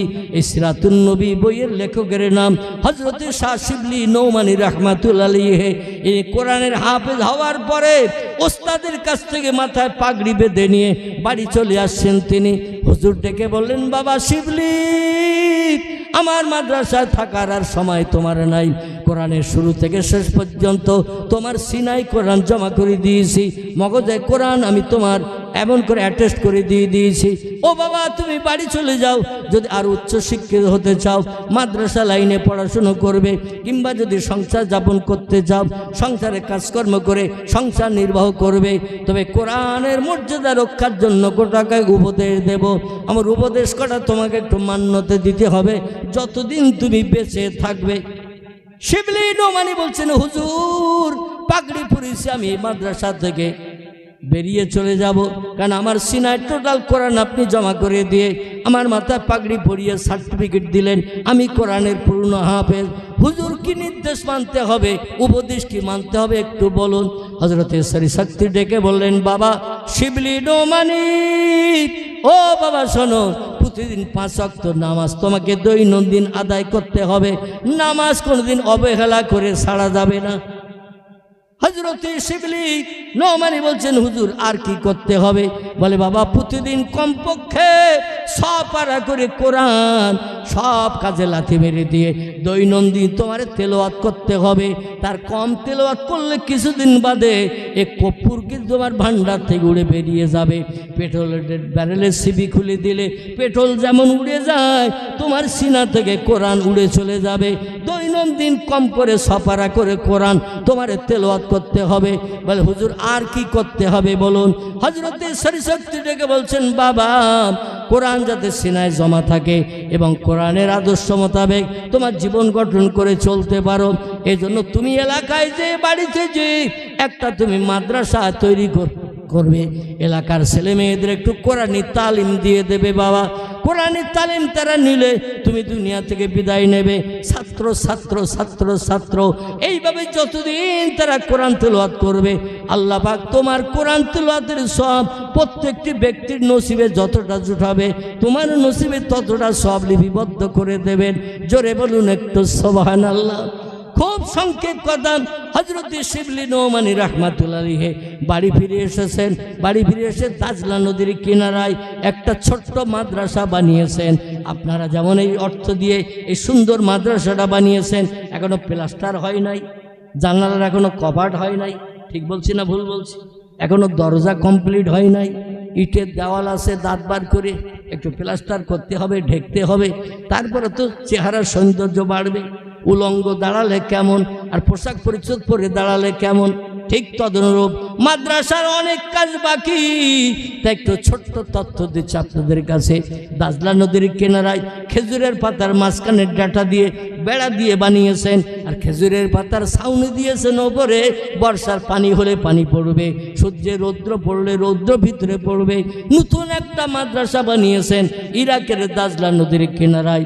পাড়া প্রতিবাসীদের কাছে যেয়ে বললেন, আমার হুজুরের উপদেশ নিয়ে এসেছে, আপনারা আপনাদের ছেলে মেয়ে আমার মাদ্রাসায় দিন, পড়ানোর জন্য পয়সা লাগবে না, কেতাব কিনতে দিতে হবে না, খেতে দিতে হবে না, আমি নিজেই সব খরচ বহন করব, আল্লাহর কোরআনের তালিম দেব। কারণ আল্লাহ পাকের নবী জানিয়েছেন, যারা কোরআনের তালিম দেয়, নিজে কোরআন শিক্ষা করে, এর মতো উত্তম ব্যক্তি পৃথিবীতে আর দ্বিতীয় নাই। জোরে বলুন একটু সুবহানাল্লাহ। এলাকার লোকেরা বলল, শিবলি ও ফকিরি বিদ্যা ছেলে মেয়েদের শিক্ষা দেব না, ও কোরআনি তালিম নিলে হাফেজ হলে, কোরআনের ইলম কালাম নিলে ও ফকিরি বিদ্যা হবে, ওতে ভবিষ্যৎ সংসার জীবন সুখের হবে না। আমরা মাস্টার করব, ডাক্তার করব, ইঞ্জিনিয়ার করব, এমন করে নামি দামি উচ্চ শিক্ষিত করব, যাতে হাজার হাজার টাকা তারা উপার্জন করতে পারে, সংসার জীবনটা বড় সুখময় হয়। এই চিন্তা ভাবনা নিয়ে আমরা রেখেছি, ছেলে মেয়েদের উচ্চ শিক্ষিত করব, ফকিরি বিদ্যা শিক্ষা দেব না। হযরত শিবলি রহমাতুল্লাহ আলাইহি পাড়ায় যে ঘুরে ঘুরে বিফল হয়ে গেলেন, খালি হাতে ফিরে আসছেন তিনি, মুখটা একটু মলিন। হুজুরের কথার বোধহয় মর্যাদা হবে না, আমি 5 ওয়াক্ত নামাজ পড়ি, রমজানে রোজা রাখি, মিথ্যা কথা বলি না, চুরি ডাকাতি চিন্তাই করি না, কিন্তু মাদ্রাসা তৈরি করলাম বটে, কিন্তু কোনো ছাত্র পাই না। মুখ কালো করে ফিরে আসছেন, হঠাৎ ফিরে আসতে যাক বুড়িমার ঘরের দরজার উপর দিয়ে রাস্তা দিয়ে ফিরে আসছেন। বুড়ি ডেকে বলছেন, বাবা শিবলি, যাওয়ার সময় দেখলাম তোমার হাসি মুখ, এখন ফিরে যাচ্ছ তোমার কালো মুখ। ও বাবা, কিসে কি হয়েছে? কেউ তোমারে কি মারধর করেছে? কেউ কি তোমারে গালমন্দ করেছে? মুখ কালো করে কেন যাও? শিবলি বলে, বুড়িমা, আমি আপনারে চিনি না, আপনি আমারে চেনেন না। আমি দীর্ঘদিন ছিলাম ইরাকের বাগদাদের পার্শ্ববর্তী এলাকার ওই মাদ্রাসায় কোরআনি তালিম নিচ্ছিলাম। হাফেজ হয়ে হযরতে সরিশক্তি ব্যক্তির কাছ থেকে আমি কোরআনের তালিম নিয়ে ঘরে ফিরেছি। হুজুর আমার একটা মাদ্রাসা বানাতে বলেছিলেন, আর মাদ্রাসায় ছেলে মেয়েদের কোরআনি তালিম দিলে আমার সিনায় কোরআনটা একেবারে কমপ্লিট হয়ে জমা হয়ে থাকবে, কোনোদিন কোরআন ভুলবো না, কোরআন আমার সিনা থেকে বেরিয়ে যাবে না। আল্লাহ নবী বলছেন, কোরআন সিনায় নিয়ে সে মতো আমল করে যে ব্যক্তি কবরে কবরস্থ হয়, আল্লাহ পাক দুনিয়ার জমিনের মাটি তার লাশকে পর্যন্ত খেতে নিষেধ করে দিয়ে দেয়। জোরে বলুন একটু সুবহানাল্লাহ। হাফেজের লাশ কোরআনে কবরস্থ, কোরআনের ব্যক্তি যদি হাফেজ যদি কবরে কবরস্থ হয়, এদের লাশ জমিন কিয়ামত পর্যন্ত খাবে না, যেমন রাখা হবে তেমন অক্ষত থাকবে কোরআনের ইজ্জতের খাতিরে। বুড়ি বলছেন, বাবা, কেউ ছেলে দিল না বলে সব ইঞ্জিনিয়ার করবে, ডাক্তার করবে, মাস্টার করবে, বিজ্ঞান করবে, দার্শনিক করবে, উচ্চ শিক্ষিত করবে। আমার মাদ্রাসায় পড়ালে নাকি ফকিরি বিদ্যা, এতে পয়সা কড়ি নাই, এই জন্য কেউ দিতে চায় না। বুড়ি বলল, বাবা, কোরআনের হাফেজ তুমি, আমি স্বামী হারা বিধবা নারী, বর্তমানে আমার স্বামী নাই, ওই একটাই মাত্র বাচ্চা আমার আছে বাবা, মাত্র 6 বছর বয়স। এই বাচ্চা ছেলেটারে আমি তোমার মাদ্রাসায় দিয়ে তোমার মুখে হাসি ফোটাতে চাই, আল্লাহর কোরআন ইজ্জত রক্ষা করাতে চাই। আমার ছেলেটারে তোমার মাদ্রাসায় ভর্তি করে দেব, তোমার মুখ কালো করে ফিরে যেতে হবে না। শিবলি খুশিতে বাগ বাগ বলে, বুড়িমা, আপনার ছেলেটার আমার মাদ্রাসায় দেবেন? বলছে, নাম নাম ইয়া এবনি, ও বেটা সমতুল্য শিবলি, হা হা হা, আমার ছেলেটা তোমার মাদ্রাসায় দেব। যেই বলে দিয়ে দিয়েছেন, হযরতে শিবলি রহমাতুল্লাহ আলাইহি যেই খুশি হয়ে গেলেন, ডেকে বলছেন, হুজুর, আমার ছেলে আপনার মাদ্রাসায় দেব বটে, তবে একটা শর্ত আছে। শর্তটা হলো এই যে, হুজুর শুনুন, আমার ছেলেটার সঙ্গে করে নিয়ে আপনার মাদ্রাসায় যেতে হবে, আবার মাদ্রাসা থেকে সঙ্গে করে নিয়ে আমার বাড়িতে পৌঁছে দিতে হবে। কারণ আমি বৃদ্ধা মা, আমার জায়গা জমি ঘর বাড়ি তেমন কিছু নাই, পরের বাড়ি ঝিয়ের কাজ করি, রাঁধুনির কাজ করি, তাদের বাড়ি রান্নার কাজ করি, যা দুটো দেয় বাড়ি নিয়ে এসে 2 মাই বাটা ভাগ করে খাই। ও বাবা, আমি নিজে আমার ছেলেকে, এই ছোট বাচ্চাকে তোমার মাদ্রাসায় নদীর ঘাটের কাছে মাদ্রাসা দিতে যেতে পারবো না, আবার বাড়ি ফিরিয়ে আনতে পারবো না, পরের বাড়ির কাজের দায়িত্বে থাকতে হয়। তুমি যদি নিয়ে যাও আর দিয়ে যাও, তাহলে আমার ছেলেটা তোমার মাদ্রাসায় দেব। ছাত্র পাওয়া যাচ্ছে না বলে আমার বেলা শিবলি রহমাতুল্লাহ রাজি হয়ে গেল। একদিন সরিশক্তি ডেকে বলছেন, শিবলি গো, ও শিবলি, তোমার মাদ্রাসা কেমন চলছে বলো। হযরতে শিবলি নৌমানি বলছেন, হুজুর, মাদ্রাসায় আপাতত অল্প কিছু ছাত্র হয়েছে, দেখা দেখি কিছু মানুষ ছাত্র দিয়েছে, তো মাদ্রাসা পরিপূর্ণ এখনো জমাট বাঁধা হয় নাই। বলছে আসলে কোরআনের মর্যাদা সম্পর্কে তোমার এলাকার মানুষ জানে না, খবর রাখে না, এই জন্য তারা কোরআনের মর্যাদা দিতে চায় না। আমি একদিন যাব, তোমার মাদ্রাসার সামনে ওয়াজের মাহফিল করো, এলাকার মানুষদের দাওয়াত করো, তারা আসবে, কোরআন হাদিসের কথা শুনবে, কোরআনের মর্যাদা সম্পর্কে আলোকপাত করব। নিশ্চয়ই কোরআনের মহব্বত তাদের অন্তরে তৈরি হবে, মাদ্রাসায় অনেক ছেলে মেয়ে ভর্তি করে দেবে। শিবলি খুঁজে শুনে খুশি হলো, শক্তির কথা মোতাবেক একটা জলসার ডেট করলো, খুব সংক্ষেপ কথা, জলসার ডেট করে দিনের দিন মাদ্রাসার ছাত্রদের বলছো এলাকার লোকজন আসবে, অজু করে পবিত্র হয়ে মজলিসে বসবে, তোমরা দাজলা নদীর ঘাট থেকে তো পানি উঠিয়ে নিয়ে এসো। আচ্ছা ভাই, আজকের এখানে পর্যন্ত। অমা আলাইনা ইল্লাল বালাগ। পরবর্তী বক্তা তিনি আসবেন, অপেক্ষায় আছে, সম্ভবত তিনি ব্যস্ততার মাঝখানে আছেন যতটুকু আমি শুনলাম। আমার ভাইরা, আমার অসমাপ্ত বক্তৃতা এখানেই আমি শেষ করলাম। হুজুরের মর্যাদা সম্মান রক্ষার্থে আল্লাহ যদি আবার চারি চক্ষের মিলন ঘটায়, ইনশাল্লাহ দু চার কথা আবার আলোচনা করা যাবে। অমা আলাইনা ইল্লাল বালাগ। উচ্চ রবে প্রাণ ভরে মহব্বতে দরুদ শরীফ। আল্লাহুম্মা